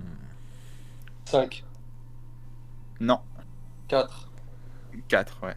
Ah, on passe à la photo suivante. Et là, Il a fait les 3 avec le Real, plus une avec Manchester United. Mais non. T'es sûr il en a 4? Ah bah attends, je vais aller vérifier ça tout de suite. Hein. Parce que. Bah oui, mais non, il en a 5, Ronaldo. C'est Benzema qui en a 4. Bah non, mais attends, j'allais vérifier ça tout de suite. Hein. Là, c'est Dylan, elle est en train de rougir. Là, il y a la sueur qui est en train de monter sur le front. Ah ouais, là, Aïe, aïe, aïe, aïe, c'est aïe. pas- Aïe, je crois que t'es c'est dans la clair. sauce. Attention. Suspense, la barre. Il en a gagné combien avec Manchester Ronaldo United? 5 nous dit Jérôme, et quand Jérôme dit 5, souvent Andrew qui dit 5. Non, mais ils veulent me faire. Ah là là. Moi, j'ai 5 en tête. Avec, alors, avec Manchester United, il a gagné en 2008. Il est finaliste en 2009. On est d'accord? Après, il part au Real. Et au Real, il en gagne 4. 2014, 2016, 2017, 2018. C'est 5. Et oui, ça fait 5, pardon. Oui. Donc ça, la photo dossier, c'est toi. C'est toi, là. Je suis en train de chercher, t'inquiète pas. Non, mais il a ça. Je suis en train d'en chercher une là. Je suis en train d'en chercher une et elle va arriver très vite. Enfin, un dossier, je sais pas, mais. T'es sur mon Instagram en fait là. Ouais, mais bon, faut que j'aille faire ça en direct. Vas-y, je vous laisse continuer et vous aurez la photo dossier de Dylan. Excuse-moi, Oldman, je me suis planté. Incroyable. Incroyable. On va te l'accorder celle-ci. Bien joué. Et la dernière Je question. cherche de mon côté. Alors, lors de la Ligue des Champions 2018-2019, contre quelle équipe a-t-il inscrit un triplé pour qualifier la Juve en quart de finale? Un match mythique, je pense, qui restera. L'Atlético Madrid. Ouais, c'est une bonne réponse. Il s'était fait chambrer à l'aller et il a retourné le match au match retour. Ouais, c'est ça. Et avec des beaux buts en plus, hein, des belles extensions de la tête. Un retourné acrobatique aussi, je crois. Non, la retournée, c'était contre la Juve. C'est vrai. C'était au match après. Dylan, c'est bon, j'ai 2 photos là. Attention. Oh là là. Ah, t'en as mis 2 en plus. Non, j'en ai qu'une. Je vais en mettre qu'une, mais. Je vais en mettre qu'une, mais celle-là, voilà, c'est une spéciale pour t'excuser. Attention, on est parti dans quelques secondes. Je vous mets ça. Dylan gamin. Voilà, c'est parti. C'est cadeau. Ouais, j'ai fait les questions en speed, faut le dire aussi. Faut le dire, oui, c'est vrai, c'est vrai. C'est vrai, c'est vrai. Voilà, Dylan qui s'excuse. Mais à culpa de Dylan, on met sa photo. Voilà. Ah oui, faut... Voilà. on a Dylan en photo qui s'excuse un peu. Voilà, il fait le geste. Non. Ah non, ça c'est vraiment de... Ah désolé, pardon. J'étais même pas majeur là. Et oui, non mais ça, c'est sûr. Le consentement là. Ouais, mais c'est que sur une photo. Hein. Oh. Photo dossier de Dylan du coup. Ah oui, voilà, vous l'avez le chat. La photo dossier. Là sur cette photo là, si vous voulez tout savoir, j'avais cassé le canapé juste à ce moment-là en plus. Ça se voit, il est bien affaissé. Il est bien affaissé le canapé. Oh là là. Bon, non, allez, on voilà, retire ça. T'as fait 4 sur 8, je crois. Bah, c'est pas mal. Franchement, ouais, j'avoue, c'est propre. Hein. Avec des questions, voilà, c'est dur. Ouais. C'est propre. Ça va. Ça va. Hein. Tout Nickel. Bah, bien joué. Merci. Et du coup, il y a que la moitié des photos qui sont sorties. Voilà, ça va. 4 photos. Et tu verras, franchement, tu regarderas, tu verras en replay, c'est pas méchant. Franchement, c'est pas méchant. C'est CR7, tu vois. C'est le côté CR7 de toi. Voilà. Bah, ça va. C'était dans le thème. Voilà, on n'est pas non plus là pour faire des choses un peu. Il y a que Dylan qui a le droit à des photos un peu plus olé. C'est la première fois que ça sort comme ça. Donc voilà. Voilà, il y a des remerciements dans le chat, des gens qui te souhaitent d'une bonne continuation là-dessus. Il y a une petite question de Yacine aussi pendant qu'on est dans les questions qui nous demande, petite question un peu hors thème, est-ce que tu es plus fort au foot ou à Call of? Au foot. Voilà, je pense que ça lui a fait plaisir. Ça lui a fait plaisir de voir tout ça. Est-ce que tu dois te battre à Call of là-dessus, c'est pour ça? Il joue avec moi à Call of. Ouais, c'est pour ça. Moi, je suis un campeur. Ok. Et donc, il pète les plombs. Lui et mes potes, ils pètent les plombs. T'es hors jeu sur Call of en fait. Je suis dans les angles, il passe devant moi, je le tue. Voilà. Il pète les plombs. Ouais, j'imagine. Bon, on arrive à la fin de cet entretien. Franchement, c'était un grand plaisir de pouvoir échanger avec toi, de pouvoir parler de toutes ces choses-là. On a eu tes recommandations avec Joris Correa, notamment, parmi d'autres. On va pouvoir voir tout ça, essayer de voir ce qu'on peut faire pour recevoir ces personnes. Il y a Mergy et Mergy également. Ça fait plaisir, j'espère que tu as passé une bonne soirée en tout cas. Ouais. Et, Bonne soirée, merci beaucoup pour l'invitation. Merci à toi d'être venu aussi. Ouais. Et c'était un grand plaisir parce que voilà, nous faire confiance. Merci également au club de QRM qui nous a fait confiance. Également, c'est important aussi qu'on puisse travailler main dans la main avec les clubs parce que voilà, on est là pour mettre en avant des joueurs, des clubs, des parcours et montrer aussi que le foot c'est possible même si voilà, on n'a pas fait un centre de formation quand on avait 12 ans et que derrière on a réussi à rebondir et que les choses sont possibles. Dylan, si tu as un petit mot à dire. Non, mais merci Hotman, merci le chat d'avoir Ouais. suivi, et Merci. puis à la prochaine. Merci le chat, ça fait plaisir. Il y a Ni225 que tu as salué tout à l'heure au tout début.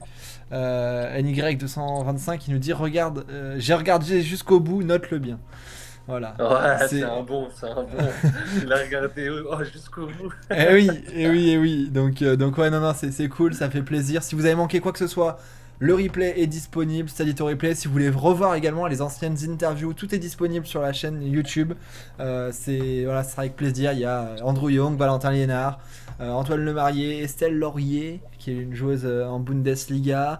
Il y a Andrés Orubien, journaliste espagnol. Il y a Karim Azamoum, un joueur de foot qui a joué en France et en Espagne. Et aujourd'hui, là maintenant, vous avez eu Othman Dadoun pour cette 7e émission du Study Talk. La semaine prochaine, il n'y aura pas d'émission puisque je suis en déplacement à Troyes pour les matchs de Ligue 2. Donc on ne pourra pas assurer une émission, mais on espère vous retrouver prochainement. Voilà, Andrew qui nous remercie. Samos, numéro 10, qui dit merci Study Talk, un bon moment et bientôt Othman. Voilà. Samir, À bientôt. qui te salue, qui est aussi là jusqu'au bout. Voilà, franchement, ça fait plaisir et merci à toi, grand merci. Et on va te suivre et je passerai vous voir, Andrew et toi, à QRM. Ouais. J'espère avant la fin de saison, dès que ça sera possible, j'essaierai de bouger, de venir vous voir. Même couvre-feu ou quoi, même si c'est huis clos, je passerai, je trouverai un moyen de venir vous saluer et de venir voir un de vos matchs Ouais, avec plaisir. là-bas. Stade Hooligan. C'est Avec ça. plaisir. c'est ça, on va venir. Je t'emmènerai avec moi, Dylan. En tant qu'animateur de l'émission également, on ira justifier notre présence à QRM pour remercier le club également. Voilà, on fera ça. Ok. Ça marche. Bon, en tout cas, merci beaucoup. On te souhaite une bonne soirée, Othman. Bon courage pour le Merci. Pilate demain. Merci, c'est gentil. Bon courage pour tout ça. Et ça fait plaisir. On se retrouve dans d'autres aventures à l'occasion. Merci, Dylan, Ça aussi. marche.